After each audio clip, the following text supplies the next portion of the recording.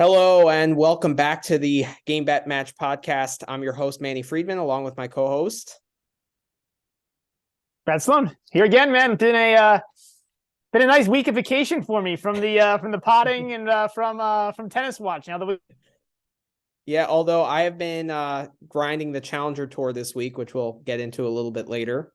Manny, you are seriously like a professional tennis watcher. Like I really am. They should pay you for your efforts. I have a full-time job, but that doesn't stop me from watching tennis. No, it does not. You're amazing. You're God.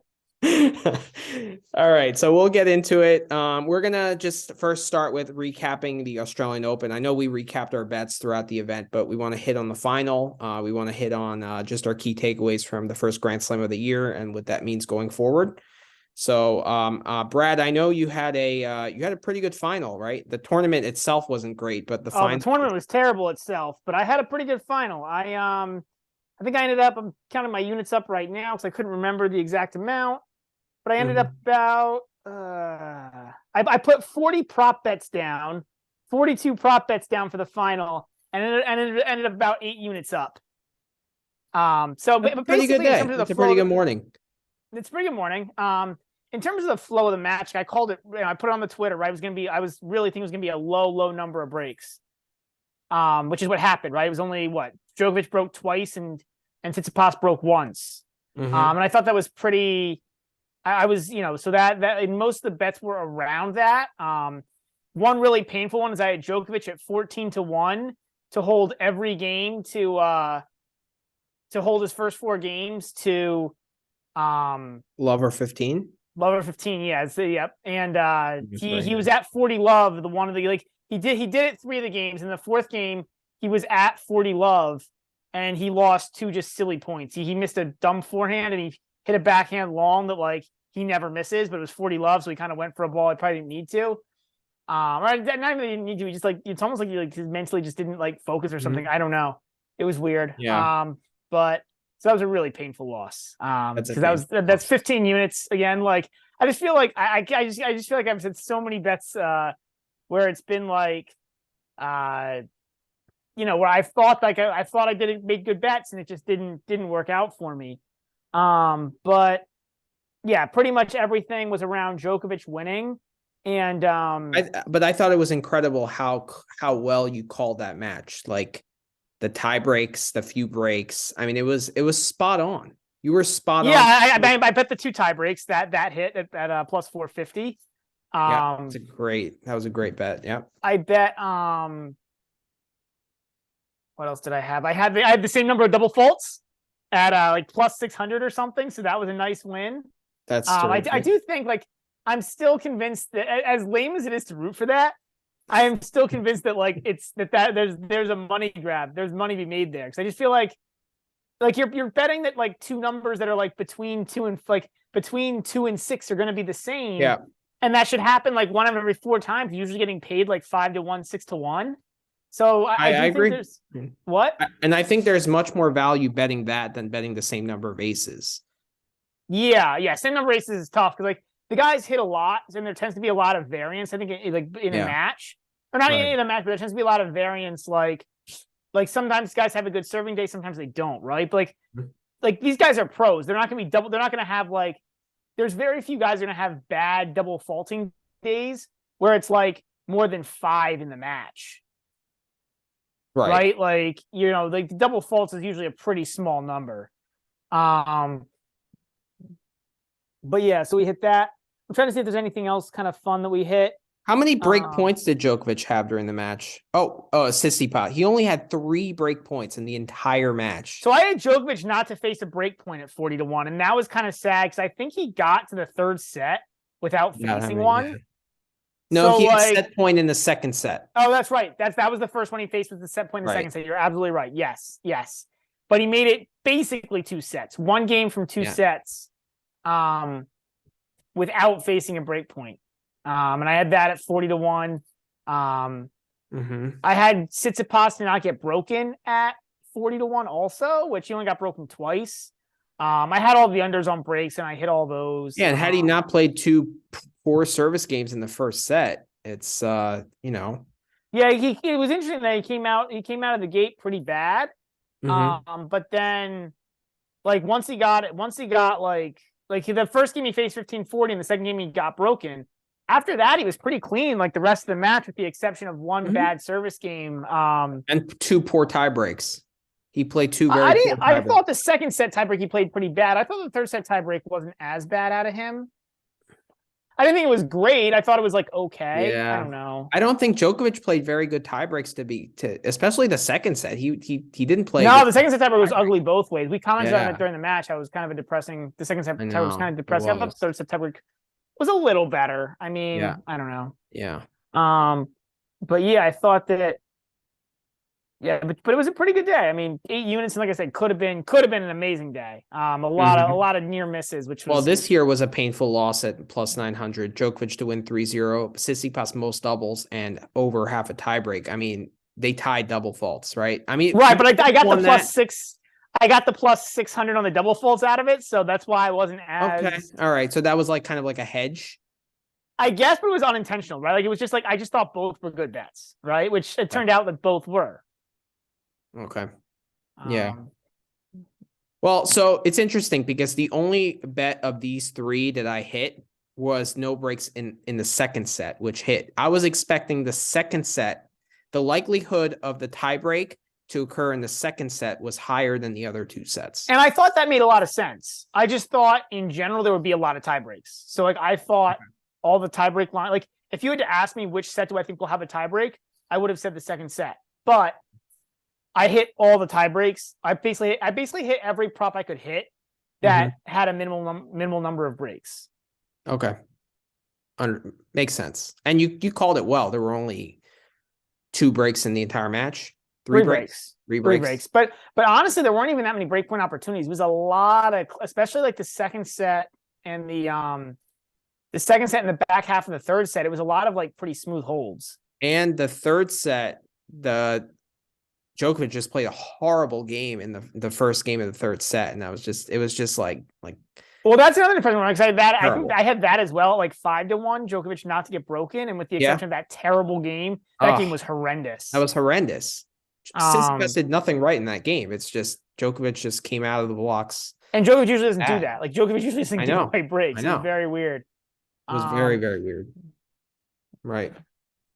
But yeah, that probably sums up the final for me, Manny. What did you think? Any thoughts that you had on the final on your betting? I tailed you on a lot of stuff here. I did the win percentage. Djokovic over 78.5 first serve win percentage versus. Oh, that's the other thing I did hit. I had Djokovic. I had this. I tailed you on that, or you and I tailed each other. And I don't remember who was the leader on that one, but I had that one. I also had Tsitsipas to make under 66.5% of first serves, and he made 65. So that was kind of lucky. Like I usually, I had if I'm gonna call out the Tsitsipas. ones that are painful misses, I have to call it the lucky ones. So that was a pretty lucky one. That was a lucky one. Yeah. I had Tsitsipas under 75.5% first serve win percentage. So I thought that Djokovic is the king of neutralizing serves, right? Well, what's really interesting about Djokovic is he returns really aggressively. He does. Like he's a really good returner, right? He's probably the best returner of all time. Probably, but yeah. But partially because he's so aggressive. Like he actually does get aced a little bit. Yeah, I think he actually gets based more than the average ATP player. He'll miss some returns. It's more than far between, and whenever he makes them, they neutralize the rally. Well, that's where I'm going with this, right? Is like Medvedev and Nadal probably make more returns than he does in the court. Sure. Yeah, but they don't take control of the point with the return the way Djokovic does. Mm-hmm. Yeah, I mean, Djokovic gets basically the 50-50. Well, basically the neutral after the return, but he's so good in the rally that it immediately swings in his favor once the rally starts. Yep. Right. Yep. So, yeah, I mean, that was my rationale behind placing that bet, because even if Tsitsipas gets the first serve in, the chances that he wins a lot of those points are bad. Because although it was interesting because there were times and not just like individual points, but there were like segments of that match where Tsitsipas controlled the match with his serve and forehand. Like on his service games, there were stretches of like 3-4 games where like that first serve win percentage must have been well over 75 because Tsitsipas just controlled controlled. But to your point, there were a couple of ugly games out of Tsitsipas. So probably 4 or 5 service games that he didn't play very well, Right. and then that dragged that number under. And the lower the percentage is, the lower the sample size is, right? So the lower the percentage is, the higher chance you have of winning that bet, because you're only calculating the points that they play when Tsitsipas makes a first serve. Yeah. Well, there's also probably an element of he's not hitting his first serve well. Like if he's not making a lot of first serves, he tries to make a few more, maybe a little less aggressive. But I didn't really sense that out of him. I don't know. I thought, yeah. I thought he competed very hard. I thought his compete level was there. My respect for him after this tournament has gone up.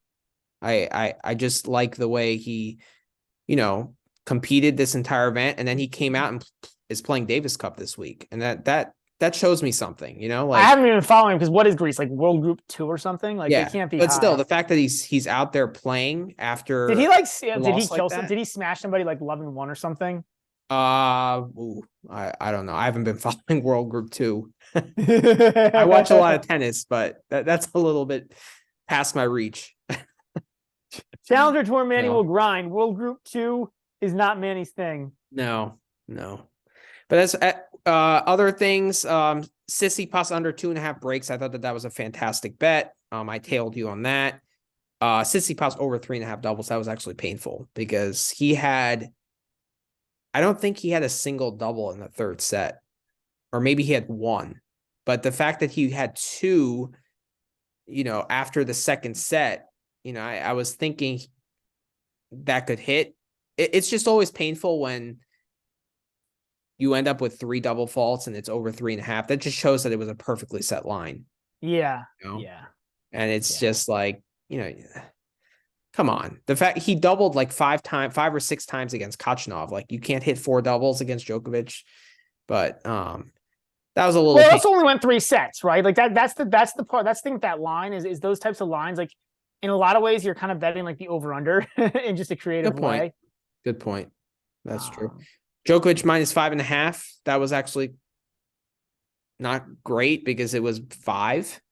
So that was another perfect. Well, and ironically, right? I think I told you, like, I was trying to convince you off that because I told you, like, I told you that this could be straight sets with a Tsitsipas covering there.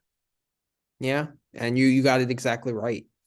Yeah. But that being said, I don't think it was smart to play the Tsitsipas side of that. Like, no, I didn't play either side, right? I told you that was for me. That was a dead stay away. Djokovic to lead 2-0 after 2 games versus Tsitsipas.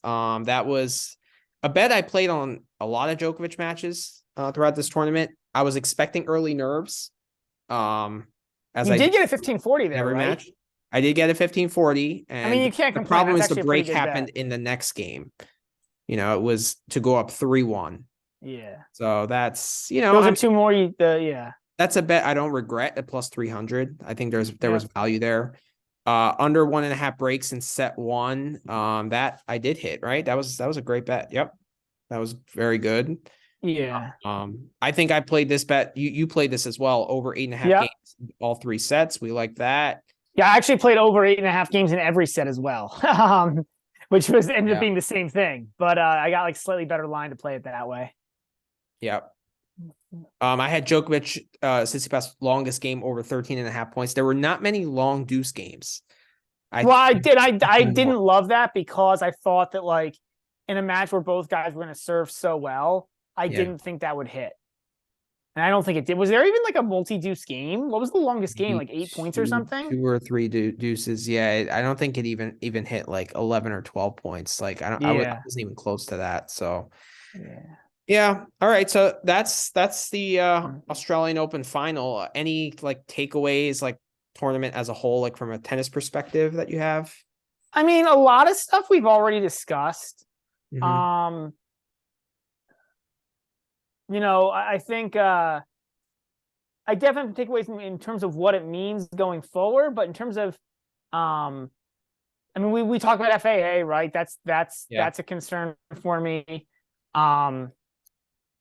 I mean, but a lot of, obviously we talked Lehechka, the rise of Shelton. I mean, those are both interesting.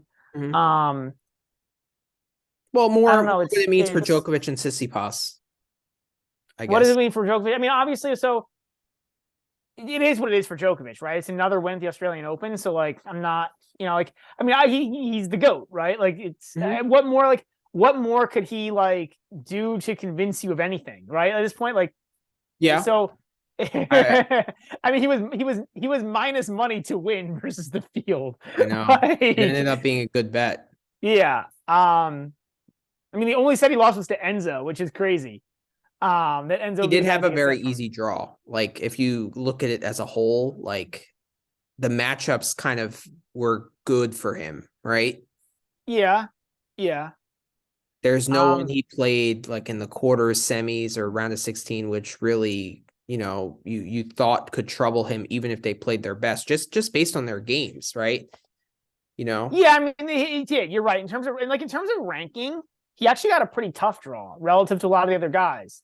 He had to play two top five guys or two top five seeds. Like, it wasn't in terms of ranking, but it just was in terms of like style matchups. He got Mhm. pretty good Right. matchups. But the thing with Djokovic is like, there's really not that many guys that trouble him, right? There's like 4 or 5 guys on the tour that like would be like trouble Um, guys for him. Guys that trouble him hit big on both sides, right? And can So like defend. who is that? Like Rune, maybe Rune is one Kyrgios if of he's them. serving well, but Alcaraz, Kyrgios didn't play. obviously. I mean, But if Alcaraz didn't play, right? Like, of guys that played, like, who would trouble him? Rune. Medvedev, if he's playing his best, because it's not that he hits big on both wings, it's his movement, which Well, Medvedev's slows defense is Djokovic. actually good enough to challenge Djokovic, Right. right? Tsitsipas, right? That was a challenge for him. But like, there's just not like there's not that many guys, period, at this point, with Nadal being hurt and Alcaraz being hurt. Like, I don't know if it's much an easy draw or more that like just again, sad for tennis, but like a lot of top guys were hurt for this, right? Or I weren't in think peak form. FAA, if he's playing well and he's serving really well, he could. I mean, he beat him at the Laver Cup. Um, I know it's Laver Cup, but I saw things that FAA could do that could trouble him, if he's playing really good attacking tennis. Um, I don't know. I just felt like besides Tsitsipas, no one else really rose to the occasion this tournament. And I thought as a whole, the tournament kind of lacked something. You I have don't know. I mean, I thought like I'm gonna kind of disagree with that. I Mhm. think like um different guys rose up at different spots. Like the fact that Lech had to play Tsitsipas in the quarters was kind of unlucky, right? Because like he definitely played a really good tournament. And it's definitely a star on the rise. Um, but I mean, yeah, Alcaraz being hurt didn't help, right? Medvedev losing to Cora and then Cora getting hurt, right? Like Yeah. that didn't help. I hear what you're saying. I don't know. Like the best matches were early in the tournament with the Murray, Kokonakis, It was ironic how like Berrettini. there were no good week 2 matches basically. Like There nothing weren't. really. Yeah, there weren't And really any then classics the in week Rune 2. Rublev was dramatic, but it wasn't good. It wasn't well played. It was a Yeah, choke job, right?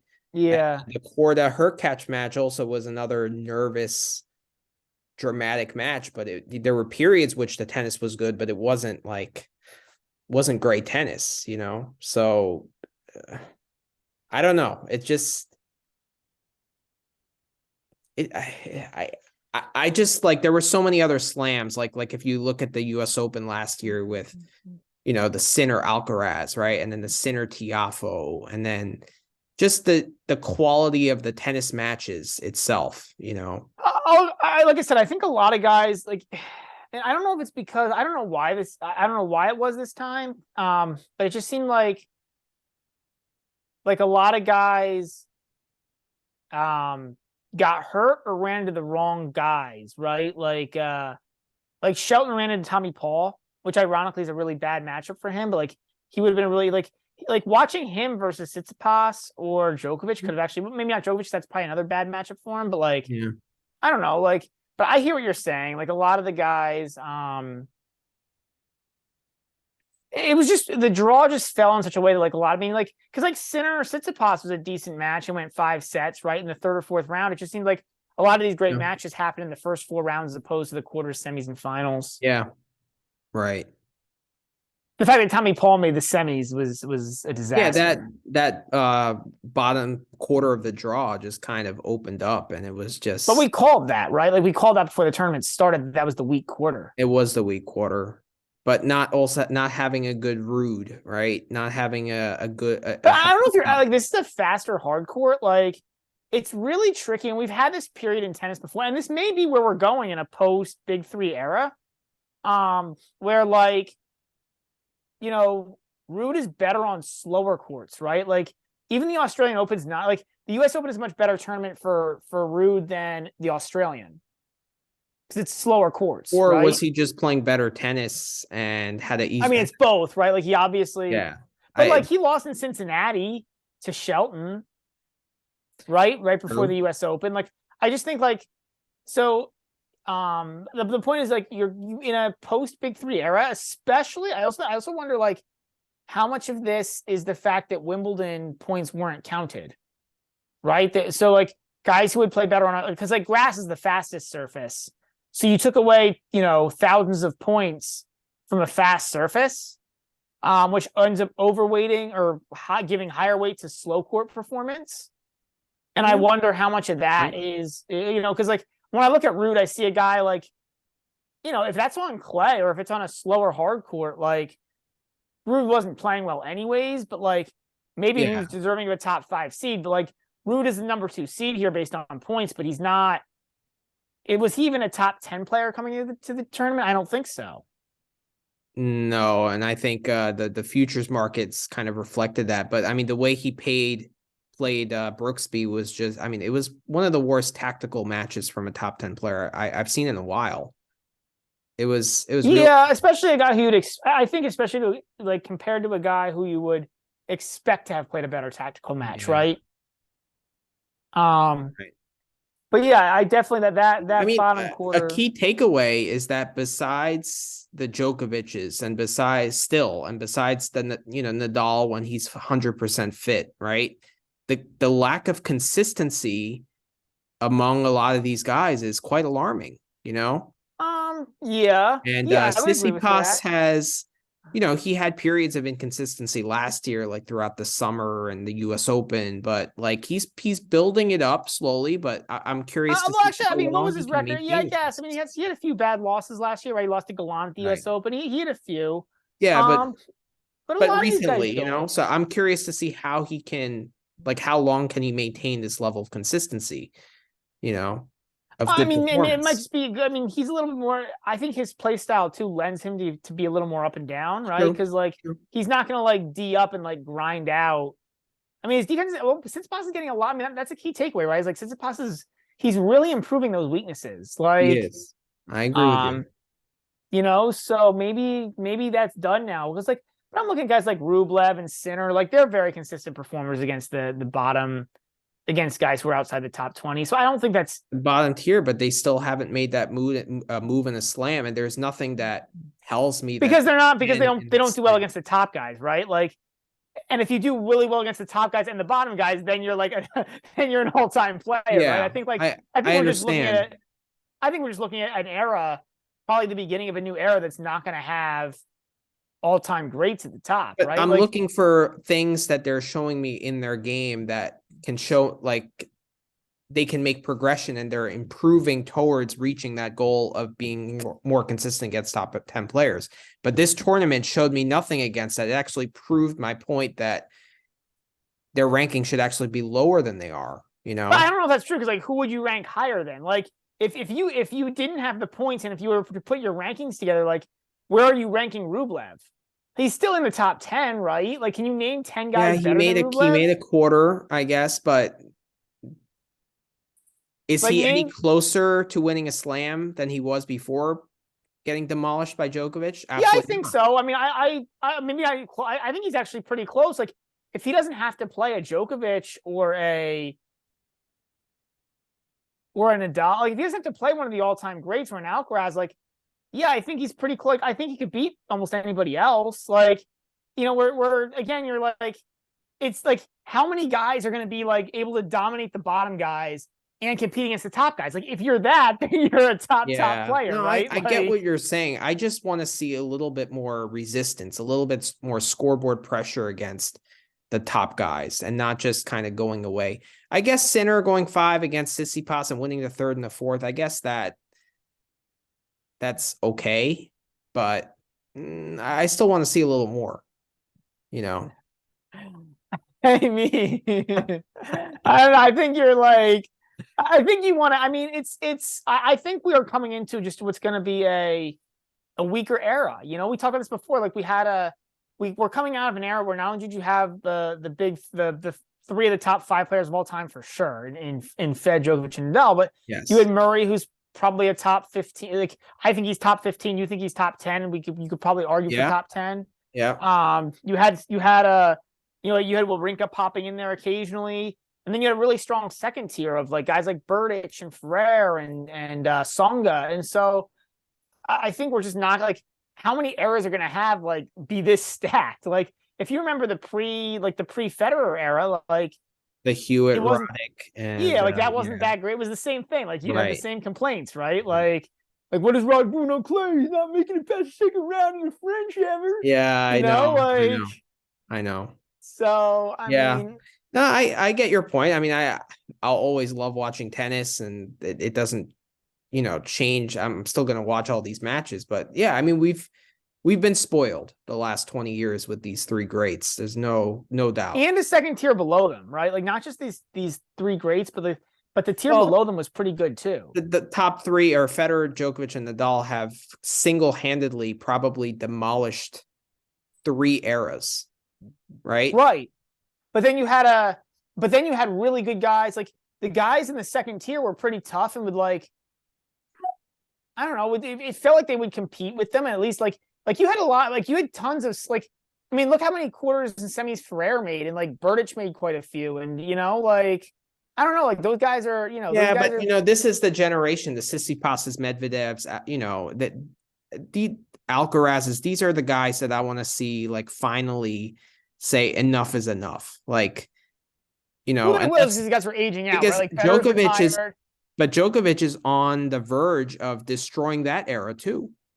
If he keeps going, if he's winning these slams with a torn hamstring, So I the only reason why I'll debate you there is like I don't think Djokovic is going to win more than like 2 a year for the next couple of years. So I don't think he's going to completely like I don't like that's the thing, right? Like one player can't really destroy an era, right? It takes multiple players. And that was the crazy about having the big 3 was like and Murray and Wawrinka was like you had so many guys like if one guy didn't do it, you had 3 other guys doing it, right? But you could argue that COVID is the one that allowed Alcaraz to win the US Open, or the COVID vaccine. If Djokovic is there, who knows if Alcaraz wins that? I'm not taking that away from Alcaraz. He deserves that title, and he played amazing, and he was an absolute mental beast. Yeah. I mean, you're right. We'll have to see. I just don't. I don't know. Like, I mean, it was kind of an inflated world number 1. That being said, I totally think he deserves it, and he was an absolute animal last year. But I don't know. It just proves that just Djokovic is just better than everyone. Healthy Nadal. Oh yeah, I mean, look, he's the greatest of all time, right? Yeah. Like he's better than everyone because he's the GOAT, right? It's just I just had enough. Like I want these guys not necessarily to win, but not lose 2-1-4 like Rublev did, or 2-1-1 like De Minaur did. Like some resistance. I want Tsitsipas to win a set. Well, De Minaur is a a guy, but like that's just De Minaur's game. Like De Minaur's a grinder, right? Like I mean, I hear your point with Rublev. My point back is just like he's a really good player. He's a really good second tier player. We've dissed him a lot on this cast, but like he might just be a really good second tier player and not like a top tier player, right? Like I want to see him get a little bit closer to the top tier. Like he expects that from himself. He's tugging on his shirt after every point. Like I mean, if you're doing that, you're like, killing your knuckles with your racket, then, let's show something. But it's not necessarily beating. It's just putting a little bit more resistance. I want him to cover the 6.5. That's what I want. I get it. So, All right, that's enough Australian Open. I mean, going forward, Brad and I have been talking about this. Yeah. So who, I guess like any guys that you think really like that you're looking at for the next 3 months and being like, wow, this is a really big next 3 months for them. Like a really important next 3 months. Yeah, I mean, I think FAA to get back, he doesn't want to lose kind of that respect and that, well, he has respect, but that kind of like top 10 status that he built at the end of last year, you know? So I think it's a very important couple of months for him. I actually think it's a very important couple of months for Holger Rune. Because everyone was thinking highly of him, and that choke job against Rublev is something that can take 4 to 6 months to get over. Like you're right. I'm also not worried about like Holger Rune from like maybe for this season, but not from like a career perspective. Because I think like there's also the old adage, right? That like you need to go through that choke in order to get like past it. Yeah. Right. But it makes it, and because he's so young, I think it almost, and because it was early in the tournament, like that was what, a 4th-round match. Like I don't think it's as bad, right? Didn't he make the semis of the French last year? Semis, quarter. Which round was it? Semis or quarters? Quarters. He lost to Rude in the quarters, right? So like he made a quarter last year of a slam. So it was not like, I don't know. Like I'm not too worried about Rune. I'm gonna go a little deeper in the rankings. Okay. Like I think for for Argentinian tennis, it's a really big next 3 months. Not just because it's clay, but you've got a lot of guys. I mean, basically all those Argentinian dudes, like, are any of those guys top 50 players? You got the Cerundalos and the Schwartzmans of the world. Well, Cerundalos, Schwartzman, Baez, Coria, and like those are all guys who play better on clay naturally. But like, I mean, are any of those guys like regardless if they went from clay to hard? All of those guys had disastrous last 6 months. I mean, part of it is probably because there were very few clay tournaments, Right, but like, I mean, who's looked the best over those past 6 months? Like, is the answer Coria? It might be. Like, Cerundolo's won what, like 2 or 3 matches since July. Baez has won, I think, like 1 or 2. Schwartzman's in the same boat. Like, it's been awful. And like, that's fine.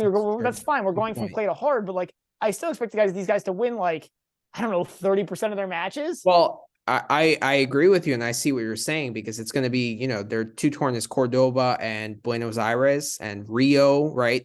They're going to have to build up their points in these tournaments. Well, defend their points. It's going to be a lot of defending, and because they're in danger of probably getting out of the top 80, top 90, and then they might have to get back on the challenger circuit. Yeah. Yeah, I don't know how fast Schwartzman can fall, but he's had a disastrous past 6 months. Really has. I mean, that's a good call with these Argentinian guys. Do you think they're going to be able to transition from the hard to the clay pretty seamlessly and be able to have some success, or do you think? I just don't know how good any of these guys are. Like, so actually, let's differentiate the players. So I think Schwartzman's done. Like that's my call. I hope I'm wrong because he's my favorite player, but these guys who have to play the way he does, it's a lot of wear and tear on the body. He's probably got to practice more than the average guy to practice the ball striking. No easy points. So I think he's done. I actually don't think Cerundolo's that bad. I don't think he's had that bad of the past 6 months. His records looked awful, but if you look, he's actually played pretty tough guys. And like he hasn't had a whole lot of bad losses. It's just like every match he's played has been a top 50 guy. So and he made what, semis of Miami last year. So like it's a big I think it's a big 3 months for him because he has a lot of points to defend. But like if you look at those losses, the only bad one there is team. Like the rest of these losses are all like pretty tough guys. He beat Huesler, who's come on and is a pretty tough player. He beat Mutet. He's had tough draws, really tough. That's what I mean. Is he's playing? He's continuously like I don't know. It's just, I think he just had So I actually think he might be fine. And he's still competing, right? Like those scores aren't good, but like they're not, like he's winning some sets. Yeah, He's this is taking probably this is a pretty bad loss. Rinderknecht 4-2 is a pretty bad 2. loss. It's a pretty Yeah, bad loss. I don't love the Korch 5-4. But I don't know how Shapovalov played against him in Paris, but and then I don't know if, and then when it comes to Baez Korea. and Korea and even Kachin, like I don't know if any of these guys, because Kachin's ranked in the top 70 in the world now. I don't know if you realize that. He's had a lot of success on the Challenger Tour. He has. It's but like I don't know if any of those guys are really that good. Those last three guys, like I like Baez is like a really good fighter, and he actually has a really nice net game. He's got really nice touch, which will play better on of the the clay. three guys, Baez is the best. I mean, Clay. I mean, he is a good clay court player. There's no doubt. He is, but like, is he like we were talking about him before? Like, oh, like we were talking about like these guys being like top 20, top 30 players. Last year, like. Yeah. Is Baez a top 30 guy? Like, well, Baez, I think he won like 2 or 3 250s on clay last year. So that's right, a lot. And the question is he good enough to repeat that? I don't think so. I don't think like I agree. After watching him, I don't think he's that good. Like, I think he's like, again, no serve. Like, I think he's a guy that had, that played really well for a good stretch. But like, I mean, this is awful. Like 2-1 to Busta. Like, what is that? 1-1 to Kachanov. Like, what is this? It's really bad. Losing to like he lost to Pedro and Puna. Look at this. It's like losing. But it's the score lines, right? Like with Cerundolo, we saw a lot better score lines. Like these are not good. Like this is a lot of breadsticks and a lot of like twos. Yeah, it's really bad. I mean, even to lose all. I mean, I know all of them are on hard, but some of these are slower hard courts. Like you should be able to translate your game slightly better from clay to hard court than Baez has shown. It shouldn't be 2-1 to Busta. Yeah. It shouldn't be 1-1 to Kachanov. Right. It shouldn't be losing to Pedro. Yeah, some scoreboard pressure. Yeah. Getting straight set at the Aussie by Kubler. Like I know it's a fast court, but like Kubler, I mean, and we love Kubler and he's an Aussie, but like he's not that good. He's like a borderline ATP player. I know. But like, to get straighted by him. Can he, replicate these results in, Santiago making the final? Estoril there. And he had to one Estoril there. One Estoril. Qualified and then made a round of 32 against Los Zverev in Rome. Quarters in Lyon. But even if you look at these, this is a lot of wins against not good guys. This is what's good. Even the clay part of the schedule for him, this is a lot of wins against like not great guys. Is a decent run, beating Fokina, Team, and Rublev. That's a good run. But like, what else there looks like that? Like that run in Estoril, that's not that good of a run on clay. Like Sousa is actually not a bad win on clay, but like Chilich, Gasquet.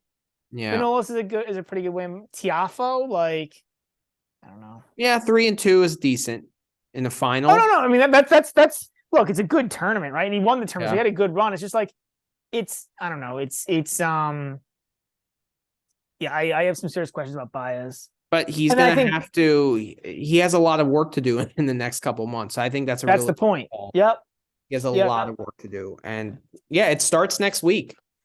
So it's going to be interesting, but I like your call with those Argentinian guys. So yeah, I think another guy is Draper. I really want to see what the next 3 months look like for Draper because I didn't like. I mean, given how Nadal looked, like that. I mean, that wasn't a great loss, and he still is really inconsistent. Right, he lost to Kwan. So that's another guy. And the physical problems that Draper has been having, that's still a major question mark, right? Yeah, those should get better. Like there's a lot of young kids that have that issue. There's probably just a matter of getting in the gym, getting a little stronger the next couple of years. But yeah, I mean, there's we were talking about Husler this morning. Like he has a really nice game and very. I just don't think the clay. I think the next 3 months is gonna be a learning experience for him on the clay. Well, he's not playing Cordoba and he's playing Montpelier and he's probably going to play Rotterdam. Yeah, he'll hide. But he can only hide for so long, right? Like eventually have to play the slow courts. Once April hits, you can't hide anymore. Yeah, so yeah, I think it's going to be, and even these courts. So Montpellier and Rotterdam will be fine, but after that, like even Indian Wells is a pretty slow hard court, I think. Miami's a pretty slow hard court, so like he'll have to play more consistent tennis. But I like him. Like on a positive side, I really like Husler. In terms of his game, I just think the next, few months are going to be a learning for him. Mm-hmm. Yeah, I mean, it will also be very interesting to see Alcaraz. Obviously we'll get more into him once Buenos Aires hits, because I think he's doing Buenos Aires, then Rio, and then Acapulco. That makes sense. He'll do that. He'll do the swing with the 500. Yeah, and then obviously Indian Wells and Miami, and he has a lot of points to defend. So, did he win the double last year? Did he win both though? No, he made semis of Indian Wells, lost to Nadal, and then he won Miami, right? And then he went to the clay. He lost first round in Monte Carlo, but then he won Barcelona, and then won Madrid. Right. So, I mean, it was just a ridiculous run from an 18-year-old. But yeah. All right, let's transition over to Davis Cup. So, oh yeah, baby. Yeah. This is the real Davis Cup this weekend. Like, I will not watch the rest of Davis Cup for the year. This is the weekend to watch Davis Cup. Like, how awesome was watching like the Great Britain Colombia tie, where they're playing at like 2,500 feet with like the USTA. Man, you said the USTA 10 and under ball to go like pock every time they hit them. Like I just love I love the elements of the old Davis Cup where like these weaker teams can like try to do the, if they get like where the choice of ground matters, the home court matters. Like Croatia playing in like a high school gym today was great. Yeah, I know. I seriously don't know where they get like these my high school, from. Especially with like the color of the bleachers. Yeah, it was like wooden and bleachers chairs behind had little exit doors. Like I'm pretty sure those exit doors behind the court like got you outside. Like I'm pretty sure like. Yeah, and why did they paint the court like pink? Like couldn't find a different color. I mean it's crazy, but it's awesome. It is. It's crazy. Right? Like it feels, true. And like you watch like the Portugal match and they're blowing the air horns every single point, and like the crowd is chanting every point, like banging their sticks. Like you don't get that any other tournament of the year. Like no. Like the big tennis matches. One of the really sad things about tennis is that because it's the big tennis matches are so expensive to get into, they're kind of like the Super Bowl where they're so corporatized out. Yeah. Right. With the exception of like, right. Well, you either have like and like there's no creative fanmanship. You know what I mean? It's just like you have some like when Federer was playing in a finals, you get some like pretty loud, boisterous fans, but it would just be like boisterousness. It wouldn't be like, I don't know, like creative. Like you wouldn't have, like the country selling out like the colored sticks and like, I don't know. I just think like there's like a deeper pride, like especially in these South American and these and some of these European venues. It's just like amazing and special. And it's really sad to see. I had an amazing time watching that Evans Mejia match in Colombia. Oh, that was amazing. The fact that Mejia beat Evans is hilarious. Like, it was insane. Yeah. And like these guys are like you're watching that, like, Mejia is not that good. Like the crowd got into Evans' head so hard. Hard. Evans couldn't even hit a serve in the box. Like I know. It was funny because you were telling me Lechka was playing the air horn more than the opponent because the opponent wasn't giving him any challenge. I think it was Nuno Borges or something, which we both bet to win a set. Yeah. Obviously he couldn't. The air horn wasn't loud enough. Yeah. But I mean, literally, they played the air horn every single point. Like, I've never seen that at any other event in any other sport. Like, is there any other sport where you've seen the air horn go? Like, in football games, like, you'll see, like, the college games, they'll bring, like, the air horns and the loud stuff. I know. You don't see it every single play. And before, like, it's like before 1st and 10, air horn, sticks, all going crazy. And then, like, 2nd and 8, and they're like, bring back the air horn, bring back the sticks. It's fantastic. Like the crowd intensities in Europe and South America are just like amazing. It's the same thing for soccer too. Like it's just so cool to see how intense and how riled up these guys get for sporting events. And I wish that Americans had the same like. I know. I mean, when I was in Madrid, I went to a Atletico Madrid soccer game. Yeah. It's the end of the season. There was nothing to play for. Their standing was like completely, at like they had no chance of winning the league. The stadium was absolutely packed to the rafters. 85,000 people screaming, yelling, singing for 90 minutes. It was just incredible. Like, it was just amazing. Yeah. And like these people just like they just get sports, like they just get it, you know? Yeah. It's Yeah. just it's incredible. But on to the actual tennis. So I've had quite a few bets. More than quite a few. But so I bet stupidly, I bet Evans -3.5 against Maya. I just thought that the talent gap was just so big, It but is so big. That's the thing. Like, you're I not know, wrong. I know. Like, It was just, but the crowd just got in his head, and Evans has had some ugly losses this year. he Ugly, has. Evans has not been good. ugly. And he's a guy who I always thought of as being like solid before. So it's I really weird to know. see him Yeah. like. And he's had decent results on clay. Like he beat Novak in Monte Carlo last Well, year. that's why I avoid it completely. Is because on one hand, like I was like Evans is a pretty good clay player, but this was weird. Like this is just a weird environment. This the altitude, the USTA 10 and under balls, like. It's so accurate though. That's the sound that it was making. Yeah. Yeah. And then Nori, as I was watching that Evans match, I was like, Nori doesn't hit with any spin. There's crazy altitude, like, the he's gonna have trouble adjusting to these conditions. So I was like, I didn't like that under 18.5, which I placed before the match or before the Evans match. So I was like, I'm gonna Yeah. hedge it and play Nori to lose first set and win the match. Just he needed time to get adjusted. But the second set actually ended up being more competitive, which was a But like, shame. how cool is it? Like Barrientos was competitive in that because Barrientos was competitive. It was 4-2, but Barrientos was competitive. No, I think it was 2-5. You're right, 2-5. Yeah, I think you are right. I think it was 2-5. All right. But like Barrientos was competitive in that I match. know. I know. Like it was, but I don't think it's bad on Nori. It's just like so cool to see how these like again Yeah. like these guys like these challenger guys get like so riled up because they get the crowd behind them and like Their adrenaline is insane. Like yeah. because these are like Grand Slam finals to these guys, right? Oh, dude, if you're Barrientos, like that's the coolest match of your life, right? Yeah. Like as an athlete, I would dream to play in an environment like that. In Yep. an individual sport where people are going nuts for you every single play, like Amazing. I agree. Paul and Sultanov over 16.5 games. So whenever I see an over under in Davis Cup, especially when the guy is playing at home of 16.5 or better, that's like you need better than 2-2 yeah, to hit yeah, that. So I was like, yeah. I saw 175 and I didn't care because I'm like, this is Paul's first event after a big run.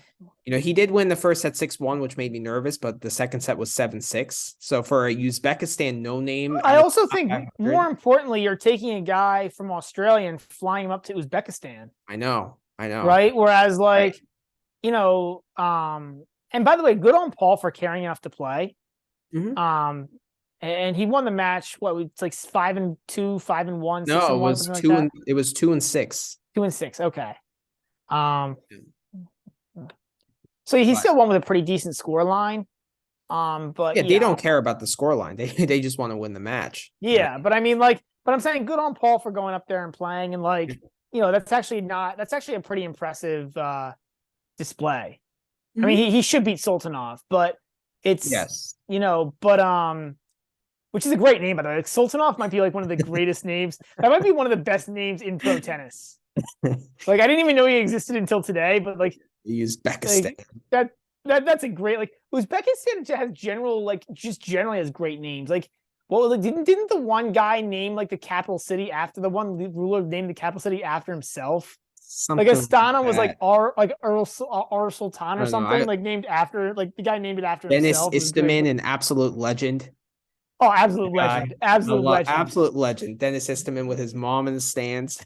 Yeah. His coach, his mom beat Djokovic at the Australian Open. One of my favorite matches of all time. That was absolutely incredible. Yeah. Yeah. So, and actually beat him. Like he just smacked the hell out of the ball to beat him. Like Djokovic in 5 sets, like, he outfitted Djokovic in but 5 by sets. just playing super Crazy. aggressive tennis. Like it was I know. amazing. It's amazing. And I think he was down 2-1 in that match too. Yeah. Which was ridiculous, but he was down 2-1. I remember that match. You're absolutely right. Oh, insane. So Bonzi -1.5 set against Bonzi just played absolutely horrible. horrible tennis match. That was terrible, but it was in Hungary, and Pyrrhos, again, same thing with what you're saying. Like, these home underdogs in Davis Cup, like, you gotta. It's why I'm really hesitant to bet that. road guys in Davis Cup, man. Yes. I'm really hesitant to bet road guys. Like like, especially if it's a European or South American venue, like those venues are nuts. Like, I don't know about the North, like when it's in the US, like Americans don't really care. Yeah. I don't really know how the Asian venues are, but these European and South American venues are freaking I know. awesome. Insane. Fujovic, I mean, it was in Hungary and he just played a total stinker. I think he just didn't show up. He like, just didn't really, show up. Like, yeah, maybe really, because they were up 1-0 already after the Pyrrhos win, but like, I mean, that's really not a reason to take it easy. Like, it felt like he thought it was a weightlifting competition because yeah, he obviously destroys Humbert in a weightlifting competition. There's no doubt about that. But in tennis, it's different. Yeah. Humbert played pretty well though, actually. Like, Humbert played a pretty good match. He killed Fucevicz on the scoreline. He played a pretty good match. Yeah. Yeah. Now this Husler Ote match, this is hilarious because we both bet this, and we like both sides of this, and we hit all of our bets. So you hit the money line on Husler. I hit Ote plus 2.5. Right. And you hit the Husler over. Like, we basically called that this match would be close. But although it was weird, we won everything. Yeah, we won everything. It was I came out the first set and played great, and then and then Husler played great in the second, and the third was like a little bit of a weird match where both guys were kind of struggling through it. But Husler got there in the end 6-4. But yeah, hilarious match. Hilarious match. I mean, I can't believe the books. This is Wawrinka Zverev. I can't believe the books are still on to Zverev as like being a good player. I know you lost this one, but I can't believe that like the books haven't adjusted. Well, I think everyone hammered. I've never seen line movement, especially for like a Davis Cup qualifier match, as much as I did on this one, because it opened up at plus 190, and I was like, I'm gonna hammer that. I think I put 2 units on it, and the line moved all the way down to plus 120. I know, and I actually was going to hit this as well, but I was too late. By the time I got to it, it was plus 140, and that's why I couldn't hit it at that point. And I think going forward, you have to hit every Zverev line wicked early. Like, as soon as wicked it comes early, out, because everybody knows Zverev sucks. Right. But like the books, I guess maybe their algorithm hasn't accounted for it yet. I don't know, but like, and I guess they're waiting for that hard money to come in, right? Yeah, I guess. Prove that he sucks. But like, I don't know. I don't know when the books are going to adjust to that, but yeah. And then Zverev did play a decent match against Wawrinka. I mean, Wawrinka played a poor tactical match where he didn't attack any second serve, but like, I'm not surprised that Zverev can beat Wawrinka still, right? Like that's I mean, that's a good matchup for him, right? Like, it is. He's 5-0 head to head.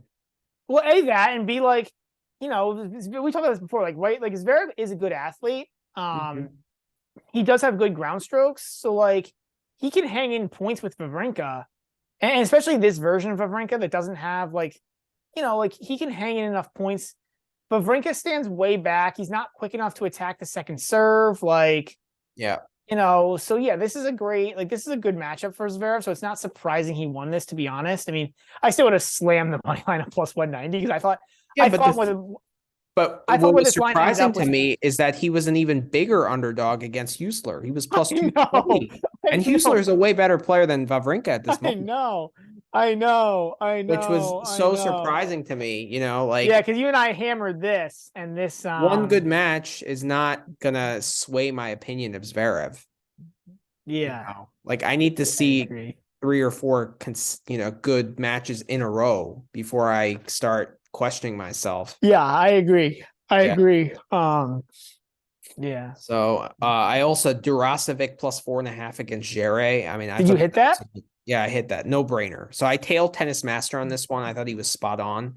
So Jere hasn't covered a spread in a while, and he plays a lot of close matches. He does. And Durasovic, he tends to be a big underdog, but he does cover, and he almost won that match outright. It was 7-6 in the third. So, and then as far as today went, obviously the Husler Zverev was amazing. No Yeah, plus 4.5 against Coric. Like I'm fading Coric right now. Like I am too. But Corge won that match, right? Didn't he win? he did. Did he win like what did he win like 4-3? The thing is, it was 5-3, so I 5-3. Yeah, barely so you missed. barely lost. Barely Yeah, lost that. But but I still, I think, mean, like he still doesn't. Corge, I'm still fading Corge hard too right now. I agree. but if that match is on a neutral site, Well, that's the only Novak reason I covers didn't hit it. That's the easily. only. I am. I will say over and over again. I am very scared to hit road players in Davis Cup. Mhm. I feel like the home court is not like it's the one time when it really matters. Like it really like I Yeah. think it's probably worth like 3 or 4 games. And some of these venues, it's insane. Like it's not Yeah, even it's not like the crowd cheers for these guys. The crowd goes ape shit every point. I know. Like I know. Yeah, you're exactly right.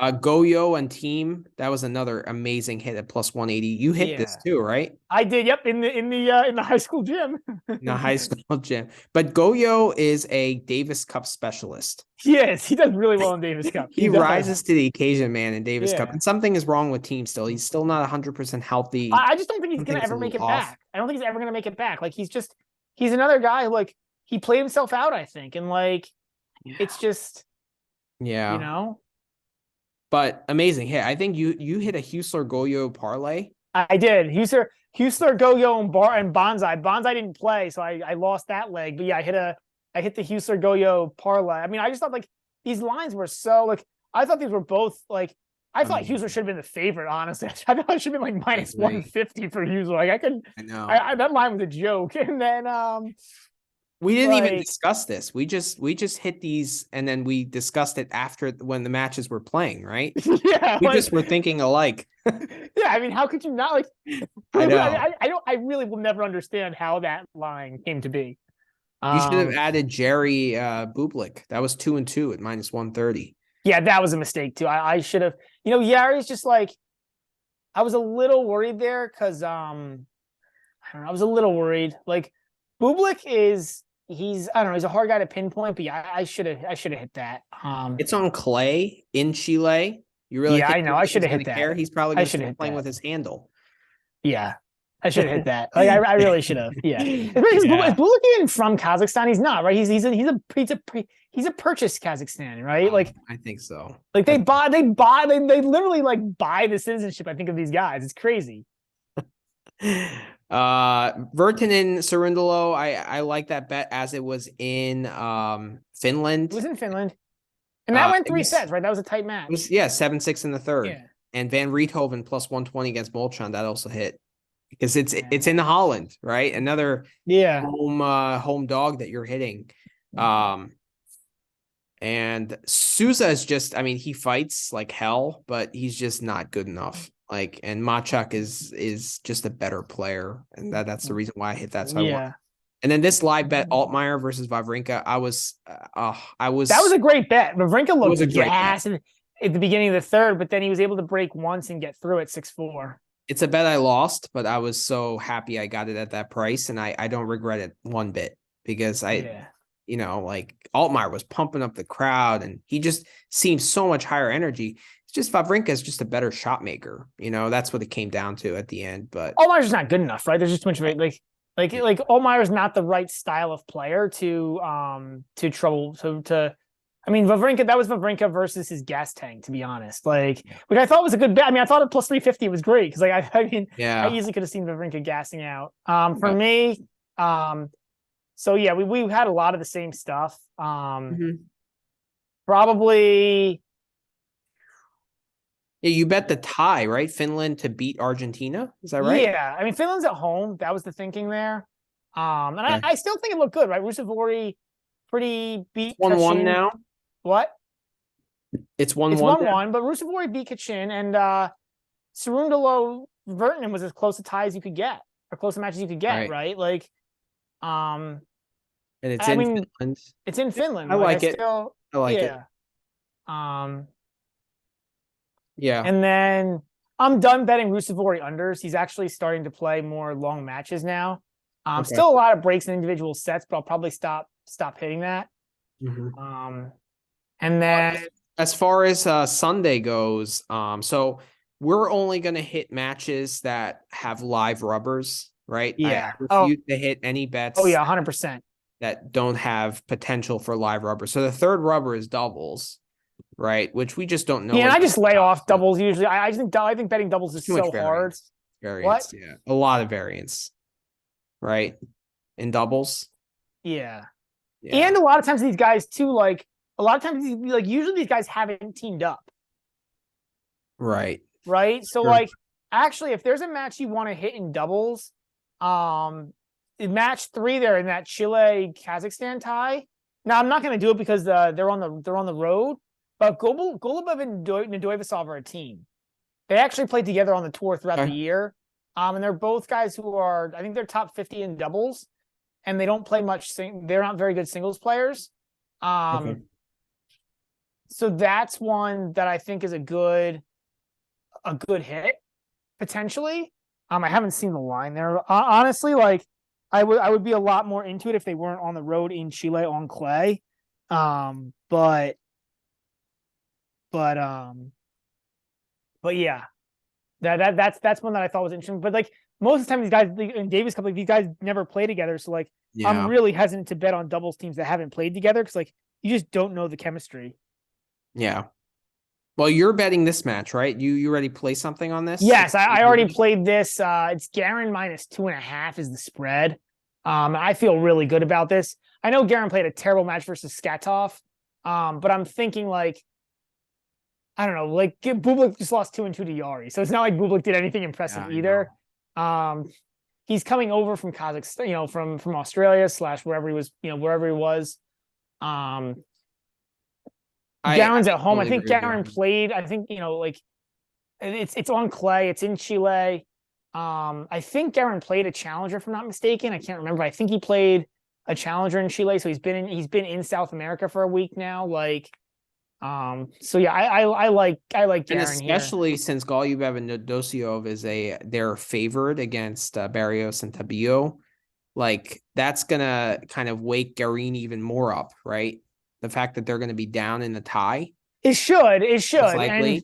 they should be pretty pumped up for that tie. And I don't think, I think Garin will be more pumped up than Bublik will be, and I think there's a crowd I factor there. agree. So I I like the like minus Garin two. there. I'm definitely gonna tail you on that one. I was surprised it was only 2.5, to be honest. Yeah. Yeah, I probably should hit that before it moves up to 3.5. But the only other chance for a fourth live rubber is the Finland Argentina. Did you hit anything in this? I did, yeah. I have Cerundolo? I took Rusevori and I laid 3, and I actually had to buy half a game to lay 3.5. The spread here is 4. We just talk about Cerundolo, like he's competing with these guys, but he's not beating these guys on. And this is I think it's in Finland, so that's why I'm taking Rusevori and laying the 3.5. The fact that Cerundolo went 7-6 against Virtanen when Rusevori is a way better player, that leads me to believe that he's probably going to cover Rusevori, but 4 games is a lot. Well, that's why I bought it to 3.5 because I actually thought the half a game was meaningful there. I might do a Rusevori Garin parlay. Yeah, I'm probably gonna do the same thing. I bet them both as individuals, but I'll probably parlay them together as well. And obviously there's a chance of more live rubbers if these, yeah, I mean we'll just have to follow the action, right? And if that right. stuff is 2-2, then I'll be looking at. I mean, I'll definitely be looking at Jari versus Skatov if that's 2-2. I have no idea what's going on in that Quan. I know Goffin won the first set. But Quan is up a break in the might go up 2 breaks in What's the fifth rubber there? Or the fifth rubber fifth is Hong against Berg. So Quan choked this match royally yesterday. Did you see any of it? I did not see it. No. It was so Quan was absolutely destroying him in the first set. Berg started to get he was good in the second set, and then he won that. And then the third set, I think Quan had like 5-1 in the third set breaker or something like that, and he choked it away with some dumb drop shots. That's brutal. And it was brutal. It's in Korea, and Quan just won a 250. I was expecting him to win this match pretty comfortably, and just it was just terrible. Just a terrible loss. So, but they stole the doubles, which was very surprising to win 6-6 against a established doubles team in Gilles and Vliegen. Yeah, that is surprising. So that was an amazing win. So they stayed alive in that tie. And now if Kwon can somehow steal this fourth rubber, it goes to a deciding fifth. So I mean, this tie is all to play for. So yeah, interesting. But all right, so that does it for Davis Cup. I kind of want to just reflect on some degenerate challenger betting. This all right. So there weren't any ATP tournaments like the first half of the week.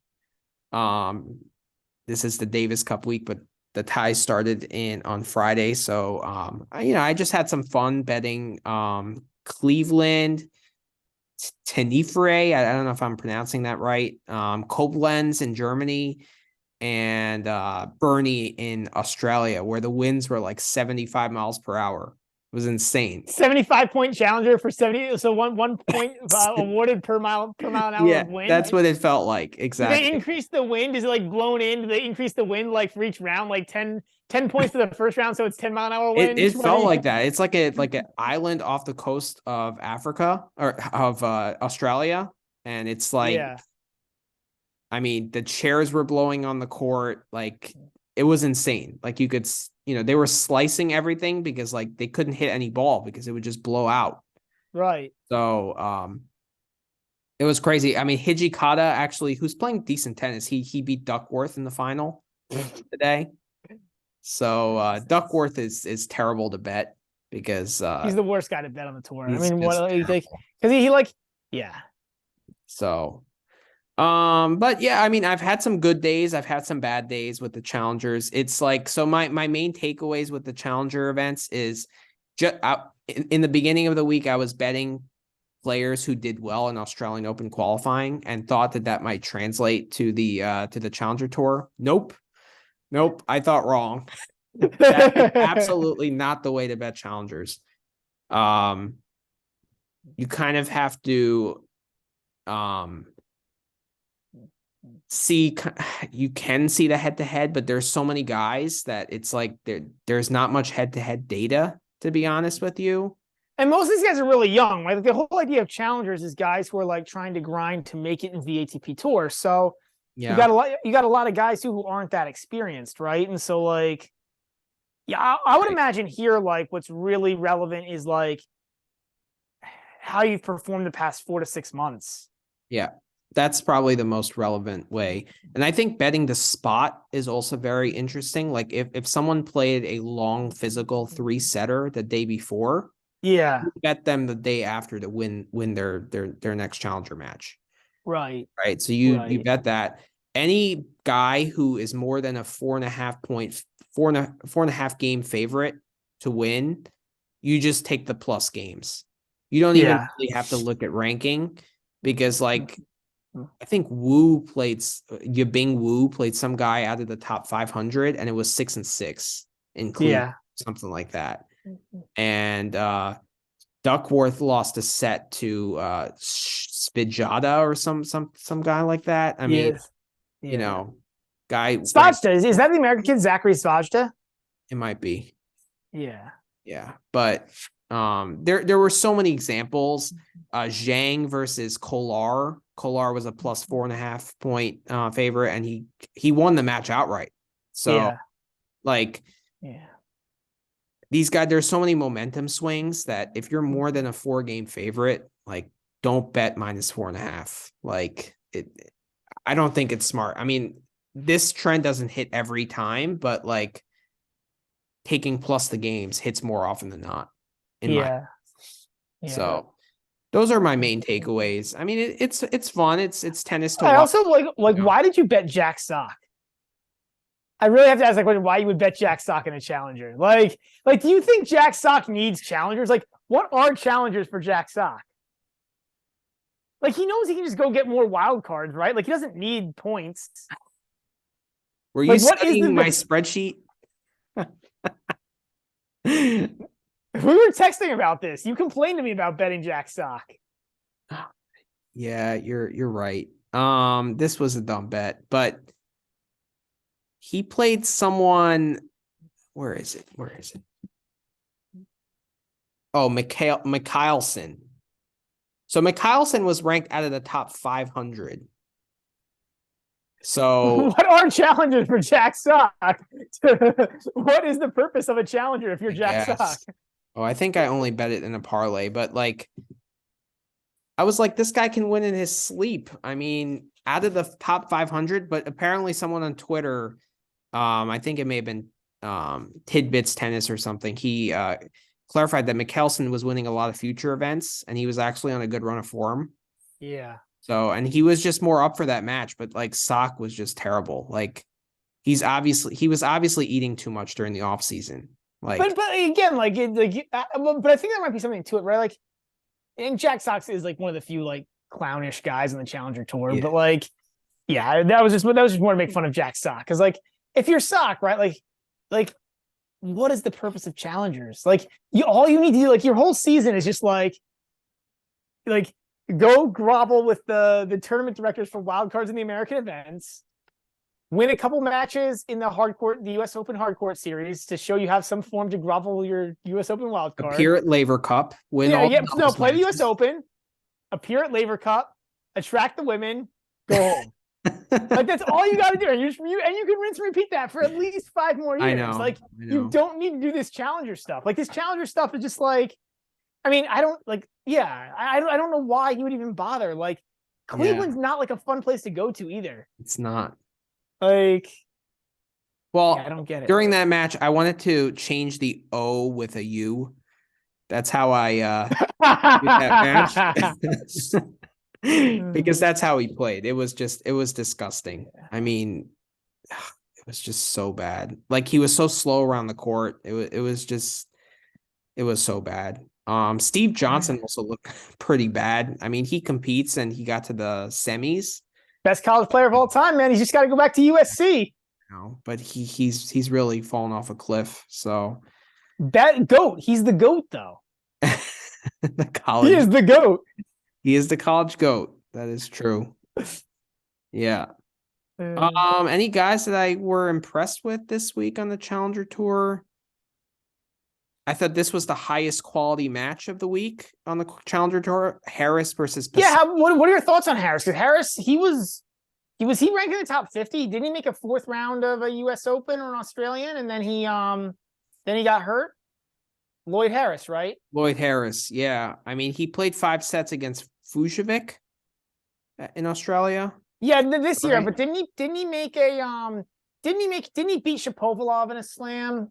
It was either the US Open or the Open. Yeah, he made quarters that year. The full quarter, yeah. Yeah. Like he's a guy who's had some success and then he got hurt, and I think he missed like quite a bit of time. Right. And now he's just trying to work his way back. Yeah, I mean, if you're Lloyd Harris and you're South African, you don't get wild cards, right? So this is what you have to do. No. Good server. Yeah. What? And, decent game. I mean, he has top 50 potential. Yeah. But he's going to need the reps, like it's hard once you get injured, and like I think general tennis fans or leisure tennis fans, no one's like Nadal who can come off a 6-month injury, and come back and win the Australian Open, right? Or like Federer who does the same. Like those guys are freaks, they're just like, they also have way more resources available to them. They also can be much more picky about how they choose their schedule, right? Because like if you're Federer and Nadal, you don't need the money.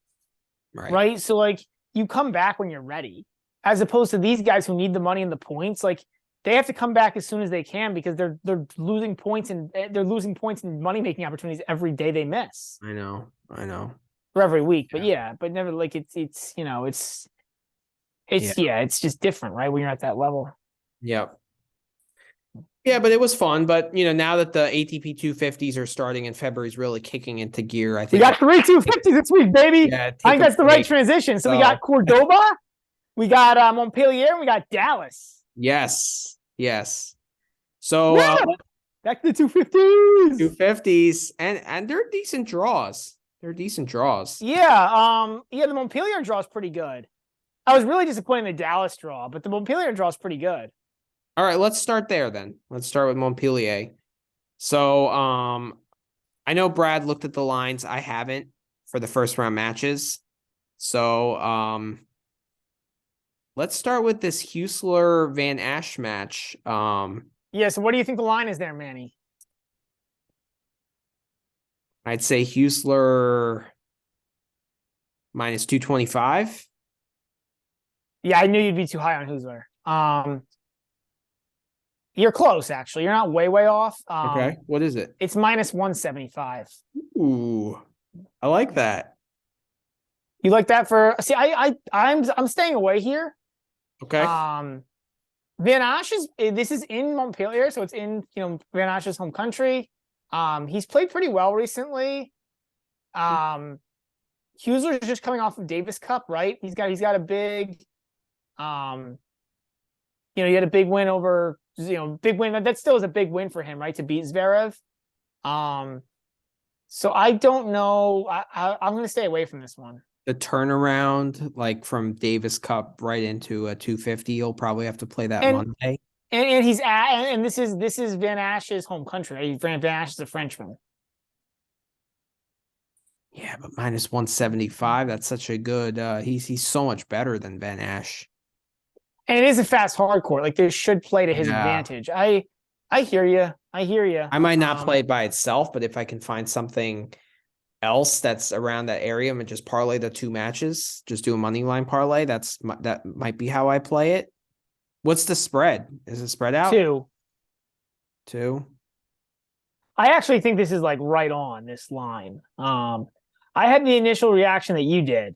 But I don't know. Husler, he still is a little inconsistent, especially on the return. And Van Asch is he was playing really well, but that was on clay. I mean, I don't know. Yeah, maybe you're in the right here. The fact that it's a fast hard court really entices me.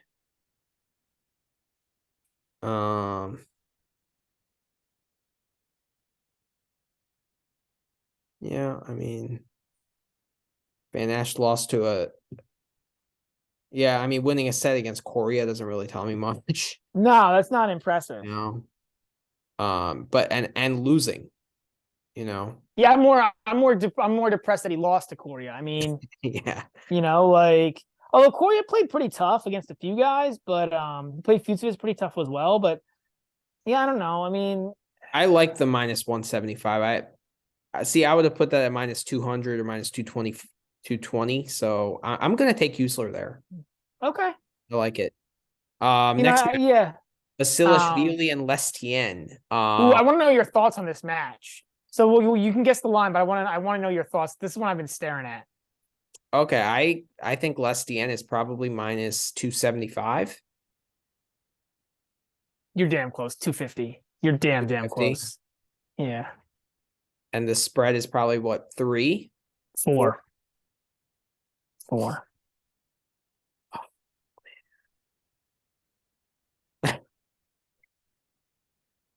Yeah. Bashman is so bad. He is, but if he bashes the ball more in than out, then like he. Unless Shannon was like might have been injured, right? There were some injury concerns. He hasn't played a match since Australia. I know it's in his home country, but Lestienne is the guy that will make Bash hit out because of the craftiness. Yeah. So what are your thoughts on playing the under here? The under of 22. Which is kind of the same thing, but if Bashman has like an amazing day, you're kind of saved. I like that. That's how I'll play it. Yeah. I like that. I'll probably tell you on that. That's probably the play. That is the play. Because 4 is a lot when there are question marks on Lestienne's fitness. Yeah. That's a lot of games. But yeah, I'm gonna tail. I like that. I don't think I'd include that in a parlay with Huesler, but I'm gonna go that route. The under is definitely the play, and it's 22. That's the line. Yeah. Okay. All right. Bashman doesn't play any tie breaks. No, because he either bashes the ball in and wins the set 6-2, or he loses 6-2 because he bashes it out. Like, Yep. Yeah, look at these set scores. He played one tiebreak or two tiebreaks, one against Gaston and one against Huang. But other not than even many 7-5 sets, plenty of 1s and 2s in there. I mean, Bashman could play just a terrible match and lose like 2-2. right.